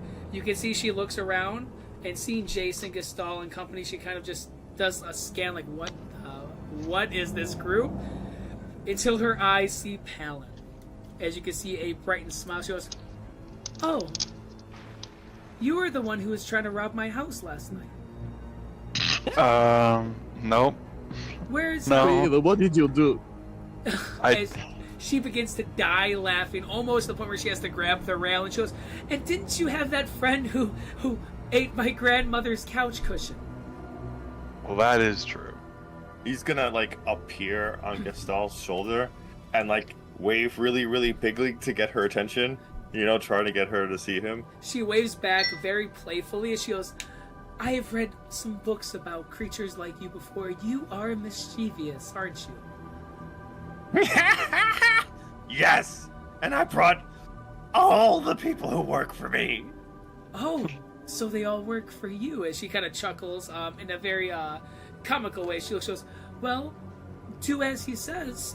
If he has anything for you to do down here, make sure that you follow your boss's orders." How does she look? What do you mean by What does that? she look like? As in, like her facial expressions, or her overall like clothing? Her overall appearance. Like Gestal seeing her for the first time. What is Gestal, she like? you see an elvish individual who has long flowing black hair, jewelry in her ears, neck, and several layers of those. You can see that she has this silk nightgown that she has on, but in addition to that, you can see that her eyes, these piercing yellow eyes, are something that does catch your attention, almost like an arcane element behind them. Besides that, you can see that she has a gothic kind of exterior. You can see how she moves, has this rigidness and this flow that is eerie, and even sends, for the most grizzled veterans, a chill up their spine of uncanny fear. Almost as if she moves like a serpent, but in a calming horror, instead of something that strikes you of shock or disturbingness. Huh.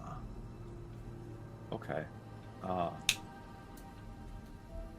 Estelle would probably like look her in the eyes for a second and then like avert his gaze from her, like deliberately.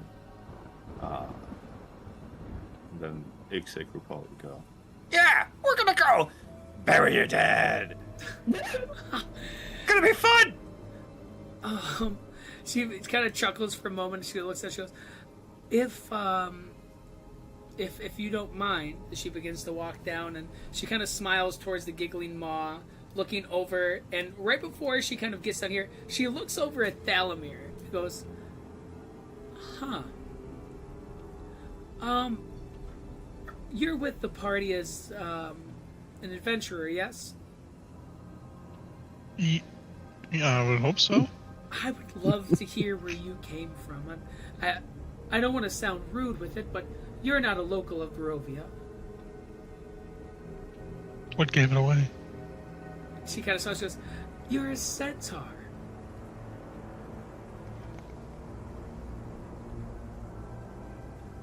Yeah, I am. She kind of chuckles. She goes, "I've only seen those in books, and to see one up close in person is rather interesting, and dare I say all of you are a little bit interesting in your own ways, and that is something that for me means a lot, to see a unique kind of group like this. I thought that my brother was just going to hire some of the low-life losers at the Blood on the Vine or somebody from a distant street, but it looks like at least a decent group. Just make sure that," she kind of goes to her pocket and pulls out a small locket, so you can see that's gold and close. She goes, "Could you make sure to bury this with my father? Just make sure to not open it, even when you put it with him inside the casket. I believe my brother told you that everything was already paid up in front." Correct. Yeah. The priest gave us a pretty good discount. He was pretty helpful with it. He has plots for our whole family whenever we go, which I hope isn't soon, but in a place like Barovia, it's a day feels like a month and a year feels like a day, so.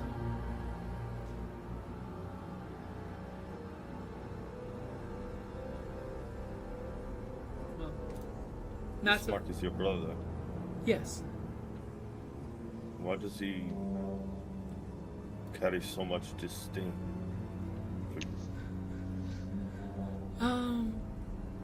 I don't really know. I'm not super close with him. He isn't handling his death well. I mean, I don't want to bore you with our whole family history and how things are, but he's struggling with my father passing, just like I am, in that sense.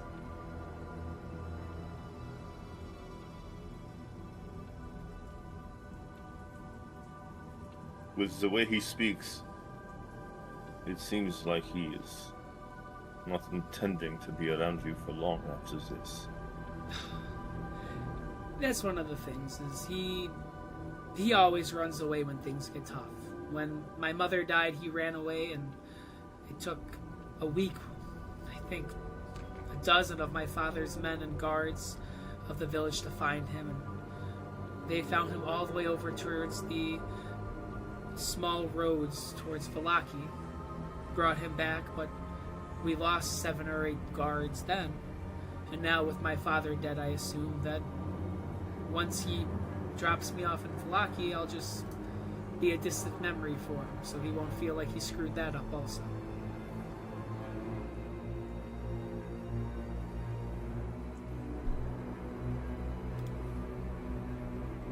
Did you guys even care about your father?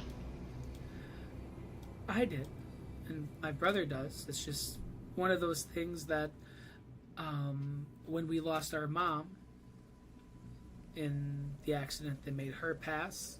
We grieve for a long time, but we don't have time to grieve now. We have to move on. And maybe that's his way of protecting himself. For me, it's I miss him, and I wouldn't mind going. It's just I know that it's dangerous out there.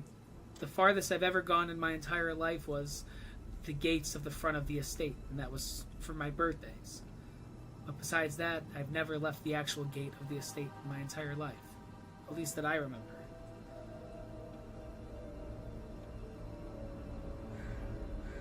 And now you will risk great danger to head over to Valaki.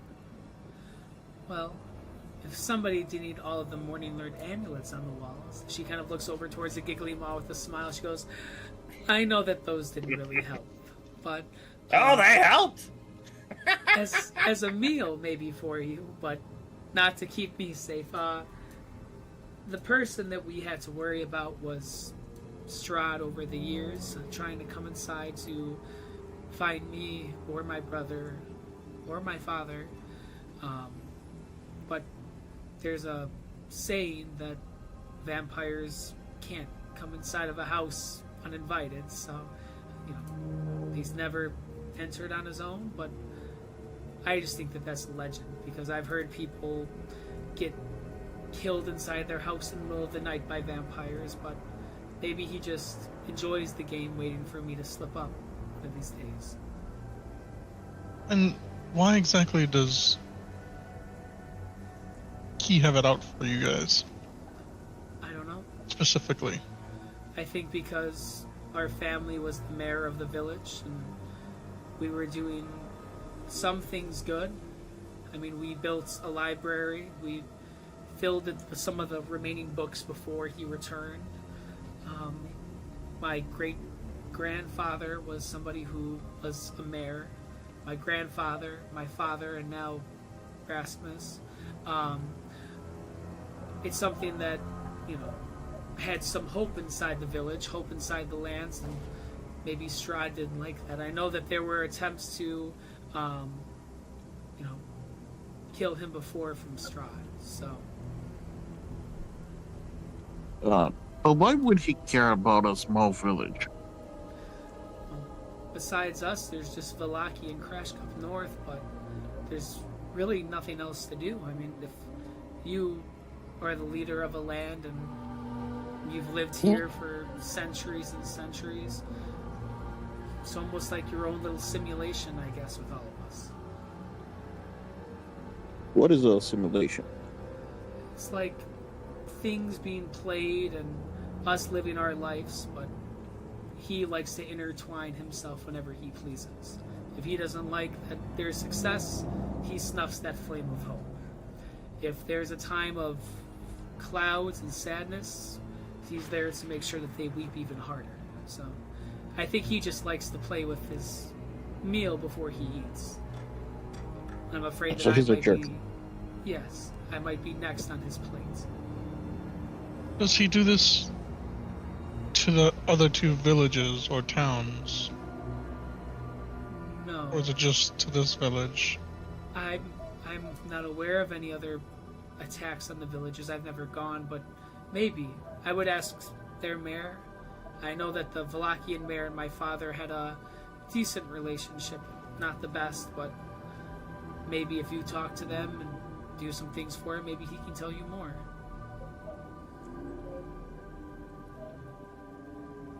How does a woman who does not leave her home draw the attention of Strahd? I don't know. Ever since I was young, I remember he would be outside the window, hidden in the mist behind the front of the house, on the roof. I would always see or hear, or sometimes even smell, the smell of a fresh meal, wine, candles, flowers, anything to try to lure me out. My father told me ever since I was young, just never ever leave the doors. And when my mother, she passed, he told me this is what happens when you don't listen to that advice. But enough about me. Please just be careful with my father. I know that I'm not very expressive about it, but when you experience 1,000 things wrong with, your childhood growing up, it's hard to be sad about those things.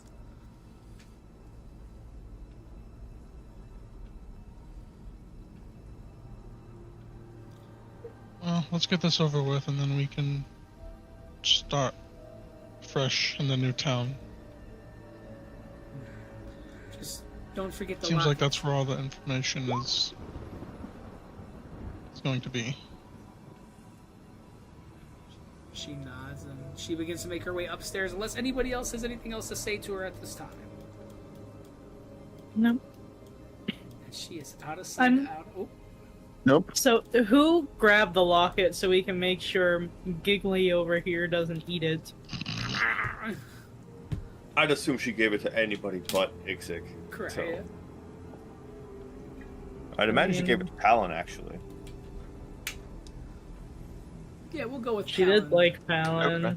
Palin, That's fine. You have been given the I locket haven't. at this time. As Gestal, you begin to wrap up the mare at this moment. Is there anything else you guys do as the remaining moist blood from the chest begins to soak a little bit into that new wrapping, but not enough to ruin the presentation? I would stuff it with, like, cloths and rags, so it would Perfect. Then ruin. prevent it of any staining as you perfectly wrapped it. Everything has been gauzed up at this moment. Dalomir.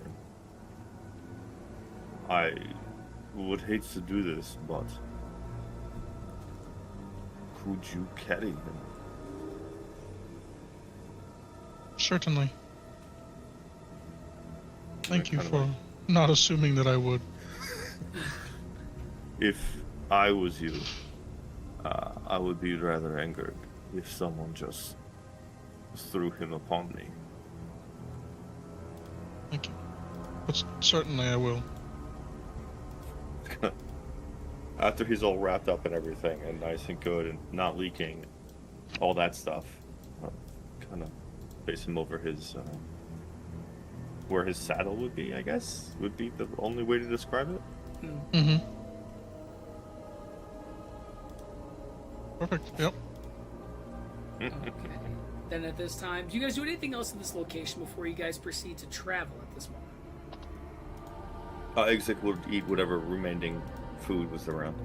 Just a few snacks and small things as you grab a little bit of food, as well as a little bit leftover cushion at this moment. Oh yeah, if he can tear up more upholstery, he'll happily do it. Oh He hates that shit. yeah. At this time, anything else you guys do at this location, or do you guys begin to travel to that new location, the church inside Barovia? Let's go to the church. Travel it up. Let's do it. Okay, and at this time, let's have Thelamir and Gray give me D100 rolls at this moment as you guys begin to travel at this time. A short 22-17. Okay, this might work. You guys are walking at this time. What do you mean by that? Thelamir It will work. carrying the corpse of the mare at this moment. As you guys are walking, you guys can see a few faces peeking out of some of the windows at this time, just watching. And as you guys are making your way through the streets of the village, there's no sound besides them watching. You can see they kind of just glance and watch as you begin to walk past them. The only sound you can hear is the sound of hoofs beginning to kind of clink and clank against the paved, remaining paved roads at this area, mostly dirt that remains now. But as you guys begin to make your way over there, what you guys see is the church on top of a hill. You can see that there is several scattered tombstones all over the place, some of them overgrown by bushes, some of them have been toppled over, but you can see a church in the distance. It is aged and it is sagging. The shingles almost look like they're filled with liquid as they are protruding and puffy and dripping. As every gust of wind, you can see a few of the shingles begin to fall and sway, almost like a musical ensemble of sound. You see that there are crows, not ravens, that have kind of scattered across some of the tombstones, kind of popping around, and then a raven would fly by, scaring a few of the crows away. As you guys are walking around at this time, we'll switch over to this map. What do you guys do at this moment?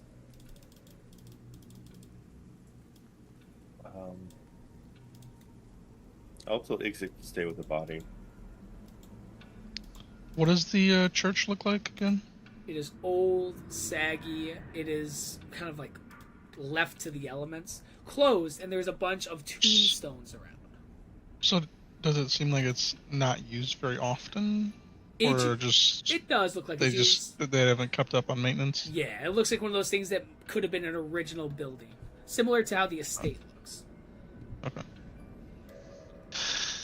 Do I see any symbols of that would depict what the church is of? Like Yeah. what god? You can see that there's a huge symbol of the Morning Lord that is visible on the top front of this church. You can also see that there are two statues of what looks to be somebody holding up the Morning Lord's insignia symbol.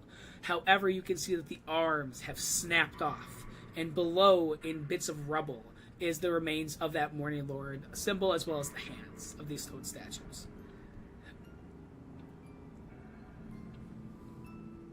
I'm gonna ask either Irina or Schmark. Does the priest is he expecting us? So neither one of them decided to go with you on this. So the people with Oh, you would fuck, just my be bad. You know, you're all good. Damn. All right. I mean, from what they Mhm. said, the priest was like already paid it, so he's probably expecting us.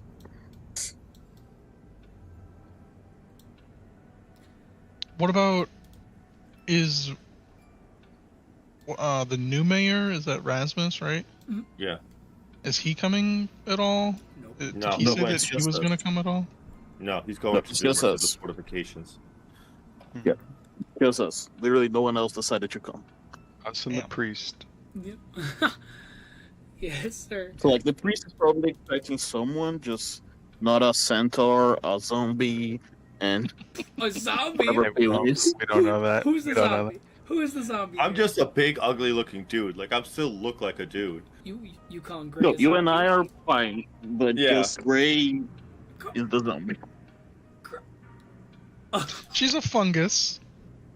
Yeah, but she's wearing like a veil, so it might be a little harder to tell that a drow is undead than a regular person.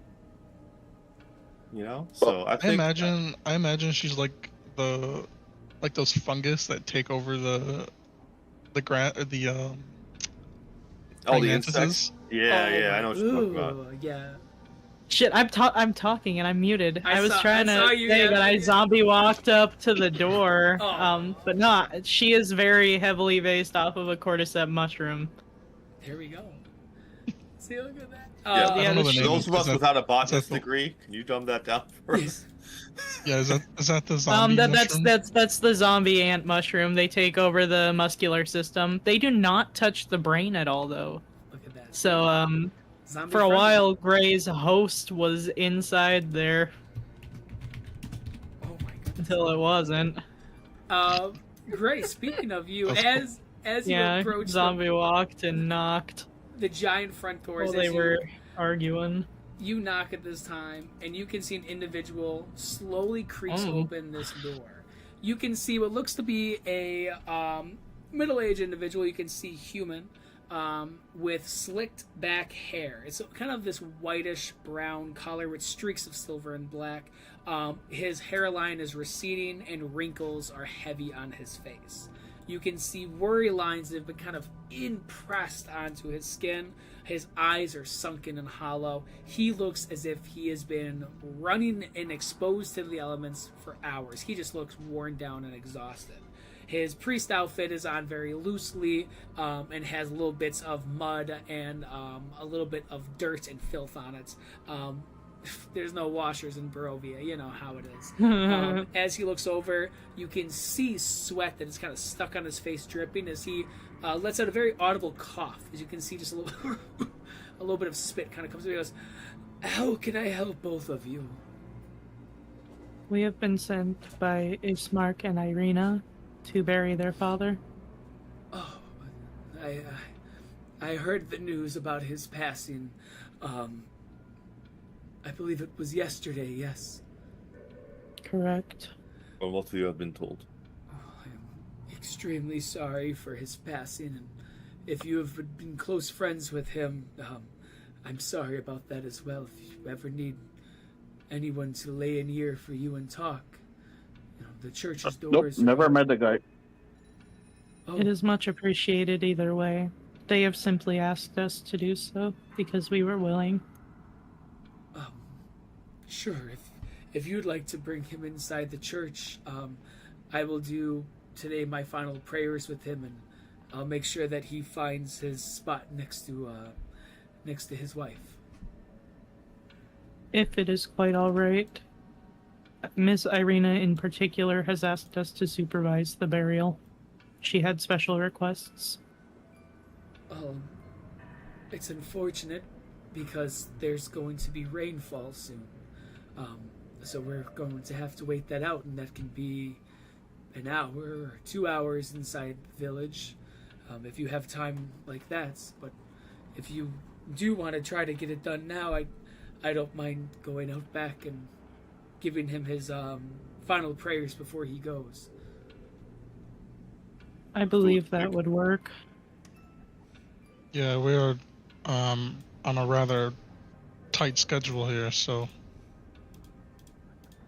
You can see he closes the doors, and you can see he goes into his very loose kind of priest robe pockets and pulls out this heavy iron key and locks both doors to the church. He goes, "Well, then follow me, and I'll make sure that we get to the plots." He walks with a noticeable kind of limp. As you can see, he looks extremely exhausted. As he makes his way off to the side of the house, you can see several plots. You can see the name Elizabeth on one of them. You can see the name Bert. You can see the name Jackson. And you can see a open plot that has a tombstone that has not been engraved on. He goes, "Okay, so this is one of the families here, so they should just be behind back." As he makes his way past those, and you can see the family set for Ishmark's family over there in the plot. He goes, "If one of you don't mind putting his body down inside of there, it would greatly help. I don't know how much I can lift today. It's been a horrific chest cold." I guess that'll be me since he's on my back. Yeah, no, I mean, I'll help as well. Can I tell that it is indeed just, like, a horrific flop 'em. chest cold? With a 12 medicine, you can see he is worn down and very tired, but you're not exactly sure if it's a chest cold or just exhaustion.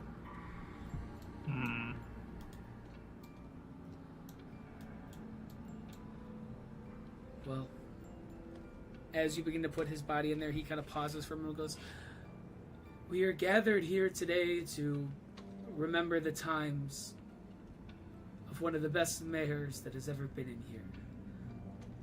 Inside this village, inside these lands, somebody who, despite the darkness, tried to bring light, as I hope all of you try to bring light into a land that is as perilous and as abandoned of hope and faith as this village. And I assure you that the Morning Lord's lights will guide you on those." You can see he pauses, he goes, "And bless him in whatever life comes next," as he pulls out a small vial, begins to sprinkle liquid onto the body, and he begins to dig what looks to be some of the soil over the body at this time. As he's doing that, is there anything that the rest of the party says or does at this time? Hold your horses there, sir. I just gotta add something Hold your here. horses. Hold your horses. I made it a point not to look at Thalamir when I said that.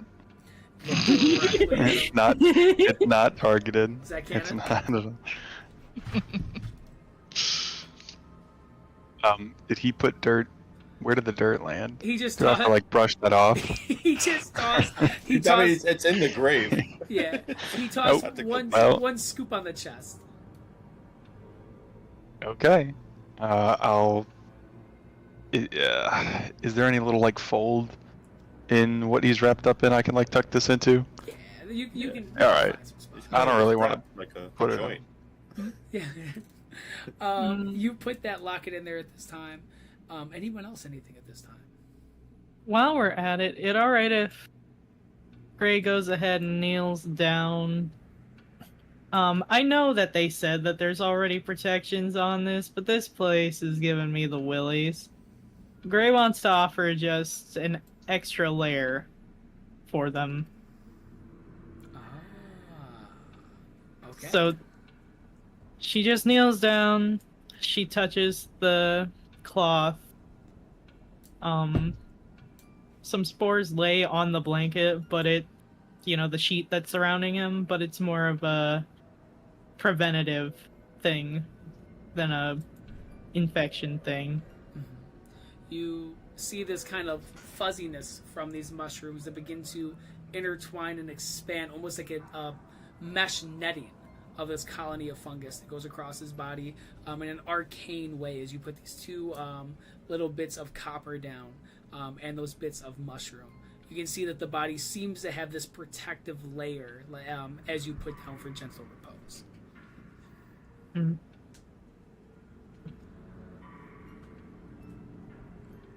I was made aware that you offered protection already, but this, I feel, is a way of showing respect, as well as offering an extra layer. Well, There can never be enough. I agree, and I'm very grateful for you doing this for him. He wished that we can have more of a crowd today, but with the dangers, especially with the mayor passing, this place is a little bit dangerous when it comes to travel. Mm. Well, best to all of you and best in your travels. If you're ever looking for a prayer or confession, this is the place to go. You left the hole open. Close that up, huh? Well, he's not gonna. I imagine he's not gonna dig it, bury it. No, he left the shovel out there, but Oh, that's kind Alright, of shovel him. time. it's a DIY. Great. Does DIY anyone fucking work burial. in this town or what? No, Hey, they let's don't. not. They don't want to bury their parents. No one I wants. don't want to fortify. It's ridiculous. How are they still alive? Barovians only know 3 things: drink, pray, and lie. Yeah. And die. Ain't no working, Barovia. Drink, pray, and lie. Yeah. Yeah, Thank you, gonna start Gaston. shoveling, burying him. Each shovel at this time begin to bury the body at this moment. As this is going on, you feel the atmosphere begin to change to a chill as a moment goes by where the little bit of, if you would even call it sunlight, that sprinkles out of the clouds is snuffed out as rain begins to fall at this time, muddying and kind of caking the ground. But as you begin to shovel him and fill his grave at this time, is there anything you guys say or do at this moment? I'm not really doing anything. I would just keep shoveling. Yeah. All right. And at this- Jason will be on the lookout for anything weird. Like, he's just gonna keep watch. I would like Igzik to climb his way into the church from one of the holes in the roof. Correct. So there are no windows that you can go through in this area, but there are windows in the back, and there are holes in the church that go into the main chapel. So as you begin to kind of make your way and kind of scurry around there, give me a stealth check with advantage. Get his character sheet. And I assume, are you invisible at this time as well? Yeah, he's invisible. Perfect. So a 13. As you successfully, or with the invisibility, you're able to go into that room. What you see inside the church is the following. You can see that there is a bell that is in the upper bell tower of this area. You can see that there is an altar of the Morning Lord. You can see that the priest is there at the altar. He looks like he is reading some of the scriptures and some of the books. He seems to be doing what looks to be a small prayer with some candles. But there are some other things that you notice. You can see this place is absolutely destroyed. You can see the church pews are waterlogged, cracked, and smashed. Any furniture besides the altar, besides the bell and the rope of the bell, is basically destroyed. There are some doors and stuff here, but for the Giggly Maw, give me a perception check as well at this time. There we go. It is Well, for It's a hearing. one. There's nothing. It's for hearing. Yes. I don't think he has anything special for hearing. No, he does not. You hear a loud and hoarse kind of cough, no pun intended, Thelamir, as the father is kind of coughing and I'm kind gonna kill everyone one day. wiping, Everyone's gonna die. wiping a little bit of spit off of his face as he begins to continue working. But he did have a coughing fit for a moment. Because I can communicate from Ixik to Gestal, I would have relayed that information. And then I would have. Is there any other like? Can I see what's in any of these rooms? Would you If like I to come try down to? this way? Would you like to try to open any of them? I mean, depending on what the door is like and how small he is, The- could he see from like underneath? These or... are all just singular wooden doors. None of them are locked that you can kind of see from the exterior. Interior, they might be worth a check, but they don't look to have any fortifications or any locks to them. You could peek through. The perception will be a little bit higher to get a lot of detail, or you could try to go into the rooms, but you might have to do a sleight of hand so the door's not too loud. Oh yeah, he's gonna try and open the door. Do that sleight of hand check. Let's see that bad boy. Let's see. 10. 10's okay. As you crack open this door, this is what you see inside. Ooh, good room choice. Ooh. Inside here, you see the following. You can see that there is a office. You can see that there's a desk over there that has a chair. There are some bits of paper. There's a book, a quill, and a pen. You also see there are 2 cabinets inside the room as well. As the door quietly was opened by you, you can hear the grits and the dirt kind of grinding under the door, but no audible sound that could be heard even a few feet away. What is written in the book? Okay. As you look at this book, you see it's right here. Oh, this one right here. You can see that this looks to be a field guide book. It doesn't look to be anything nefarious. It is the Bitterroot and Bloom Field Guide to Barovian Recipes. It looks to be a book that is used for different types of recipes. They do not look to be for your everyday meals, though.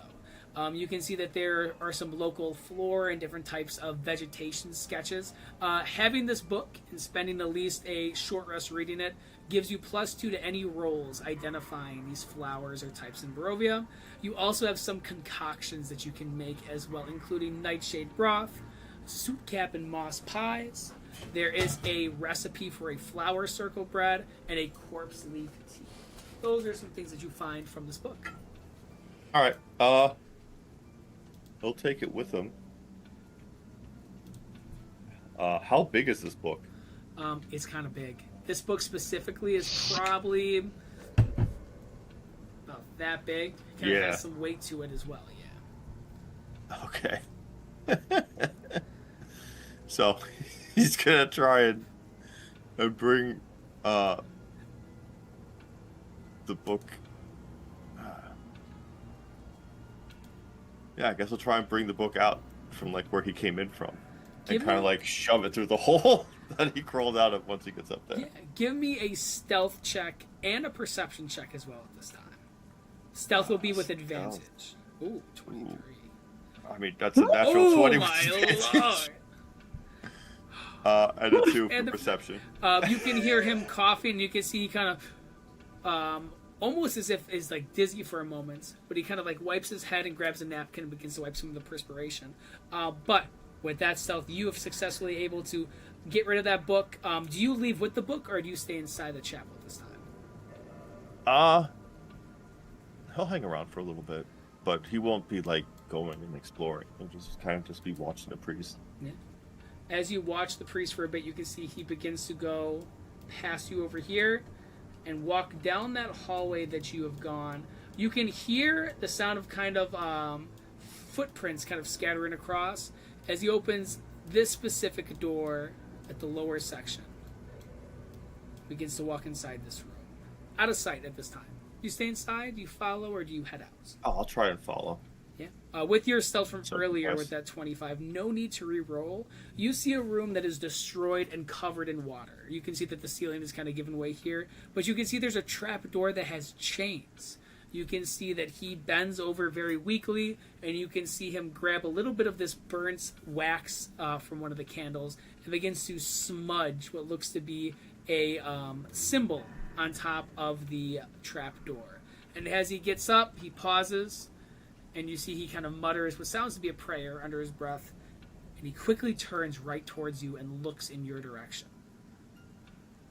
And for the giggling maw, there's a little bit of confusion as he kind of stares directly where you are, almost as if his eyes are staring through yours. And this pause happens for 2 or 3 seconds as he begins to make a few steps towards you, closer and closer. I'm gonna start running away. As that happens, he goes right where you were and opens the other door to go into the other room at this time. As he walks over there, is there anything you do as the giggling maw? Yeah, he's gonna tell Castell everything that he saw, and if this door is still open, he's gonna look at that Yeah. trap door. You can see that it's a wooden trap door that has 2 kind of iron hinges. But in addition to that, you also see there's a large chain that goes across that has 2 padlocks on it, both of them iron padlocks. You see that there is a symbol that has been smudged on top of the trap door that has been done with that fresh wax. I'll say to the party, there's something locked in the basement of the church.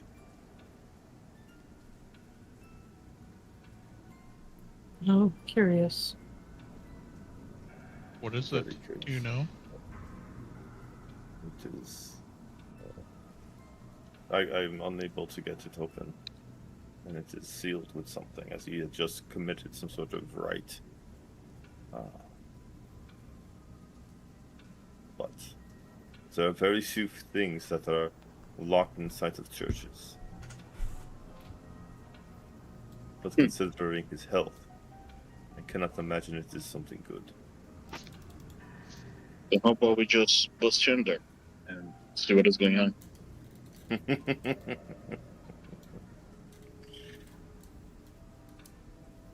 That is one way to get an answer. Though considering where we are, it would be quite telling of the people here. Last thing we want is to make enemies with the people here. Make a bad name for ourselves. Okay. They're probably, half of them are going to die by the end of the day, so I don't think this is going to matter.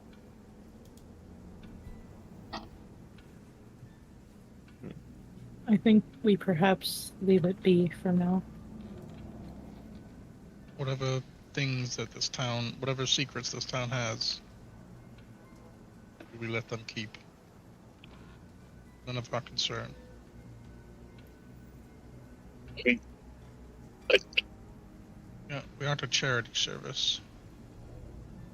Can't go around fixing everyone's town. Yeah, but if the problem is right here and all we have to do is open a door, I mean, And make enemies with. I mean, we would be going behind the back, uncovering potentially secrets that this church has, or yes, what if secrets it's- that could be.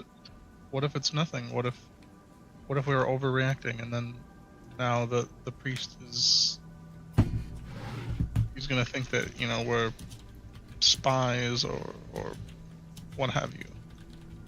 Yeah, Perhaps but what it if is it something is? completely harmless? Or Yeah, but what if something it that isn't? he desires to keep secret from the Count.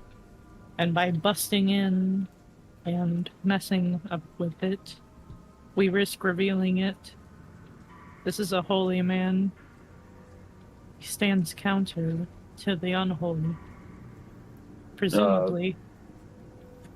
I mean, come on. This is a unholy land, and this is a priest that is alone. Like, I'm just saying, look, there's a chance that this is nothing, but there is a higher chance that this is something. It is best to just leave it be. I'm with Jason on this one. I kind of want to know what's going on down there. Thank you. Now how we do it, maybe we do it a little bit differently, but I'm with you at the core.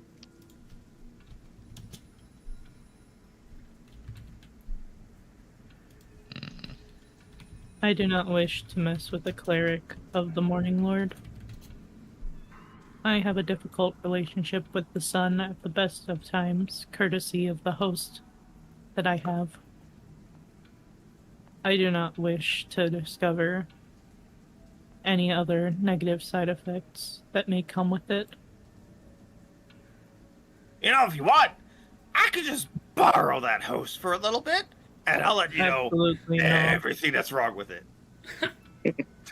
Absolutely not. I have spent months putting together my network. I mean, you could still pilot it. I would prefer not to share. You may have it after I'm done with it. You heard that, Gaston? It's all mine. You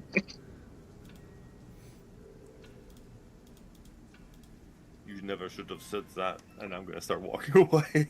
As Gray, Gestal, and the Giggling Maw walk away, Jason, you see two doors in front of you. Palin, you're kind of in that middle area over there as well. Do you join Jason? Jason, do you try to explore this area, or do you head back with the group to another location? Many options. I'm gonna explore, because you're already living the Tall Jedi. I want to at least know what is going on here. Okay. The party's seen Palin and Jason go to the door. Do any of you leave and go to any other location, or do you guys stick around? What do you guys do? Everything, like, we're done burying him now, Correct. right? Everything that was needed to be done with the burial is done.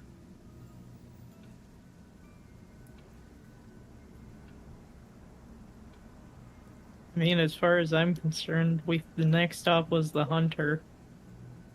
And helping him fortify and do the hunting, and potentially, while we're there, looking for the dead fisherman's son. Okay. So, Gray, you're going there, I believe, then? I was gonna just wait and see what Gestal was gonna do, because I don't want to go by myself, but I'm definitely team leave the priest's skeletons in his closet. Okay. Then, Gestal, do you leave to go on your expeditions at this time, or? Yeah, as soon as I'm done, I leave. Okay. Leaving the two of you here. I do have the book, though. Okay, then you have the book I at do this have the time. What I'm going to do is I'm going to give access to the token just for visibility for Jason and Palin at this time, just so we can kind of get a nice little view of what they're up to. Jason and Palomir, you guys see the two wooden doors in front of you that are tall, towering, about 20 feet tall. These are huge, kind of arcing doors that almost get to the top where the roof is. You guys see the two doors in front of you. What do you guys do? Hey, then I don't want to force you into doing anything you don't want. Like, if you want to leave, it's okay. No, I'm in this for sure. But I think the plan. Let's work on that a little bit. So I think maybe one of us goes in, tries to talk to the priest, distract him. The other one maybe tries to pick the lock, get down there, take a little peek if you see anything, or if you don't, take it from there. Okay. Well, then I think you are better than me at pickpocketing, lock picking and stuff, so guess I'll just knock on the front door and distract him while you do your thing. Okay. Yeah, So, how do you feel if we switch it? Did you knock already, Jason? No, I haven't. Oh, your hand. I just imagine the knuckles are right there. Okay, but it's just, I don't have any luck picking tool Okay. or skills, So I don't know. But I mean, I can try, sure. Well, I was just gonna, like I'll lockpick it. We'll see how it goes. No, I mean, no, you distracted him. Like you distracted No, him. no, no, no, no, no, no. I want to. I want to. I promise you, I want you to do the distracting. I mean, come on, you're a pumpkin. You know what? You should be the distraction because he's gonna see you and he's gonna forget all about little old me. You're right. Oh my god. Yeah. Okay. Okay. So what's All the right, plan? Are we ready? What sort of sign are you gonna give me if it's good or if it's bad? You're gonna hear my sword revving up, and if you hear that, it's bad. It's because I'm about to attack something. Okay. And if it's fine, if it's nothing? Then you'll hear nothing. Okay, so Naturally. sure. Could be nothing, could be something, Maybe. Oh, look, I'll whistle. If it's nothing, you'll hear my whistle. Okay. Are you ready? Should I also walk in with you from the front door, or do I break a window or something? Definitely don't do that might draw his attention. I think maybe if I can get in, just follow my lead. I think both of us can get in. All right. I'll knock on the door. A moment goes by as you can see the door opens, and you're greeted with the father again as he goes, did you guys forget anything? Or lose anything? I just had a few questions. I was hoping we could talk about it. It was a lovely service, by the way. It's my 100th one almost, and nearing that I'm at 92. You're 92? No, it's my 92nd service. Oh, I thought you said you did 100 and you were 92. Do you have any questions about the Morning Lord, or? Yes, actually. Could we? It's a bit more personal though. Could we maybe take this inside? Could my companion come in as well? It's getting kind of chilly out here. And the rain. The first step of enlightenment is to ask. Well, please feel free to follow me to the pews. They've been destroyed from the weather, but as he begins to kind of make his way. As we're walking in, are we seeing? What's it look like in here? You see a door here, and that same setup, door left and right up here as well. They're all these wooden doors. You can see the floor is dirty with bits of ceiling and shingles falling through. But as you go into the main section of the church, it is destroyed. Every church pew has been kind of cracked and smashed. There's an altar. There's a bell, a rope that goes to the bell tower above. As he begins to move and make his way over to the altar, and he kind of just puts his hands onto that kind of cold stone and goes, well, for either of you, I would love to let you know that I'm very proud of you for finding faith in such a disappointing and dreary place like this. This is a huge step for your mind. Well, yeah, no, I suppose that's part of the question here. Does your Morning Lord have any experience with curses? It depends what I'm gonna try and move so that if he's facing me, he's looking away from Jason. Yeah, I'm going to start opening the door. Give me a sleight of hand check. Could I, when he's doing that, can I cough really loud? You trying to time it? You don't want to make it like a fart, just miss it, Trying to cover it a little bit.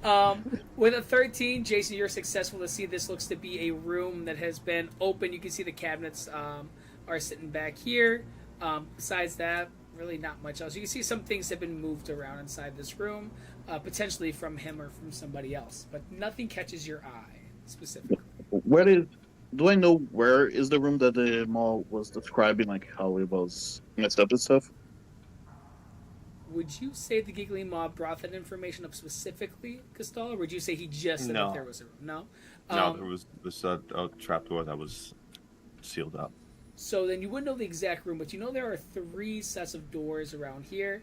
And as you explore around there, for the father to Palin, he goes, "What is there a curse that is inflicted on you, or maybe any of your party members that's concerning you?" Well, actually, this bell tower here, I'm I'm looking straight up into it. Can you see what I'm seeing right here? And I'll start like pointing up into the bell tower. He kind of looks up. Give think I me a see something. persuasion check. And then as that's going on, Jason, you did indeed see this trap door down here. And give me a perception check. Dirty 20 on Palin's roll. Perception check. All right. 18 on perception. Palin, you can see he kind of leans and looks up and goes, what are we looking at besides the bell? Did you have a question about it? That is an original bell from when the church was made. I'm seeing like a, I don't know, maybe this is just my eye in this place, but like it looks like a rising sun up there, like a scorch mark up there in the shape of a sun. Suns. He begins to look at his You head see, over there. just up there.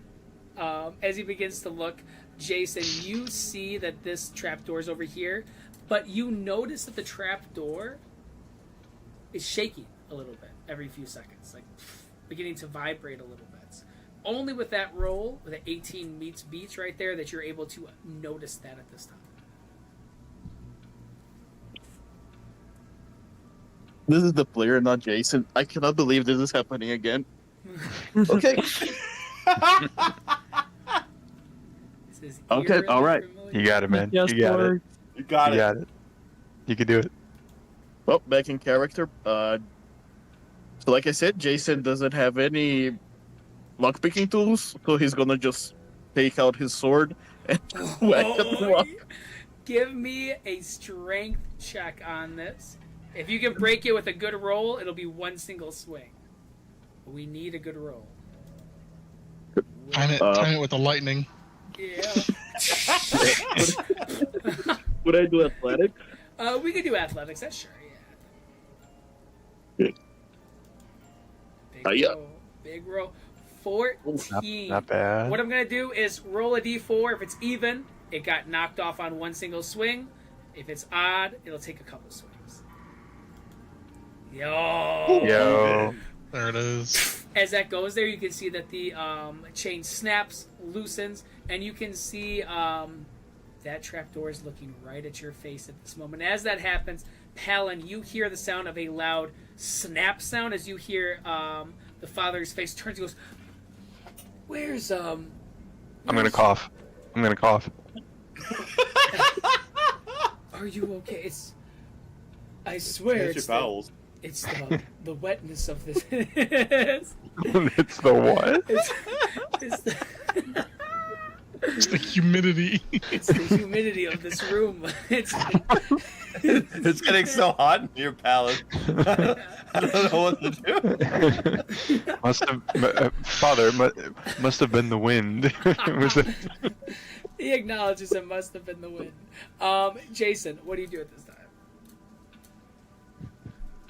Jason is going to start drawing a little bit of strength from the shadows. And he's gonna enter into this place. He's gonna enter into the trapdoor. Open it up and enter the room. As you enter, what you see is the following. You see a dirt staircase that descends down. Do you decide to descend down with the staircase at this time? No, before I do, I'm going to just survey the room and try to ascertain if there are any creatures now here. Because I heard the rustling. Yeah, give me a perception check. 7. You don't notice much. As you begin to walk towards, you go through that trap door, at least to kind of the, as you can see right here, the top of the staircase. The second that your ears drop below the trap door, you hear moaning and groaning from this pitch dark room. It's dusty. Each breath feels like it's caked with dirt, but you hear whimpering and moaning from this open, expansive crawlway down here. Jason's going to shout, "Is anyone here? Do you need help?" Help, help, please. I've been down here for hours, please. And you hear another voice deeper in, hours, I've been here for days.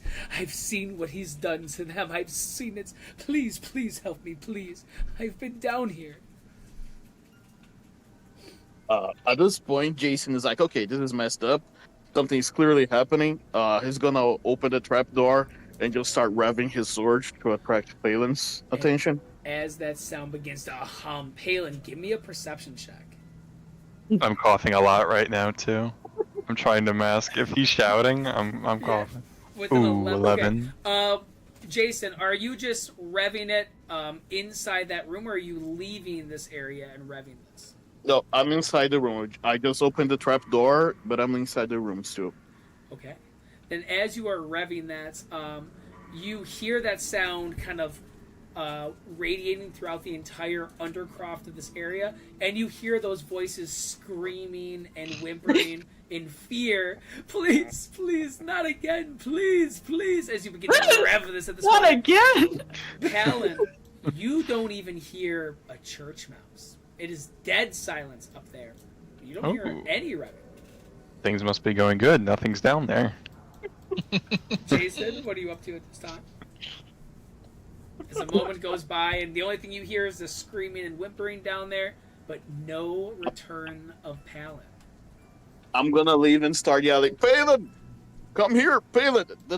Drop the cover! Drop the cover, something is going on. The second you put your head above the door and begin to scream that, Palin, you hear your friend Jason's voice echo out there, and as it happens, you see the father puts his hand on your shoulder and goes, please, you need to understand. You don't know what's going on. And as that happens, we will end today's session right there. Okay, so we are in a good spot, everybody. So as we continue this, we will see what happens inside the church for our two friends, Jason and Palin, inside this area of the village of Barovia. But for the whole party, we have a lot on our table at this time. We have quests all over the place. We have helping Rasmus, we have looking for a lost child, and we already completed putting away the father, the mayor, with a funeral. But we'll find out if we have to dig 2 more graves next week. So we'll see everybody next week from all of us, from Thalomir, from Grave, from Jason, from Palin, and from Gestalt and myself. We will see you next week. Have a good one.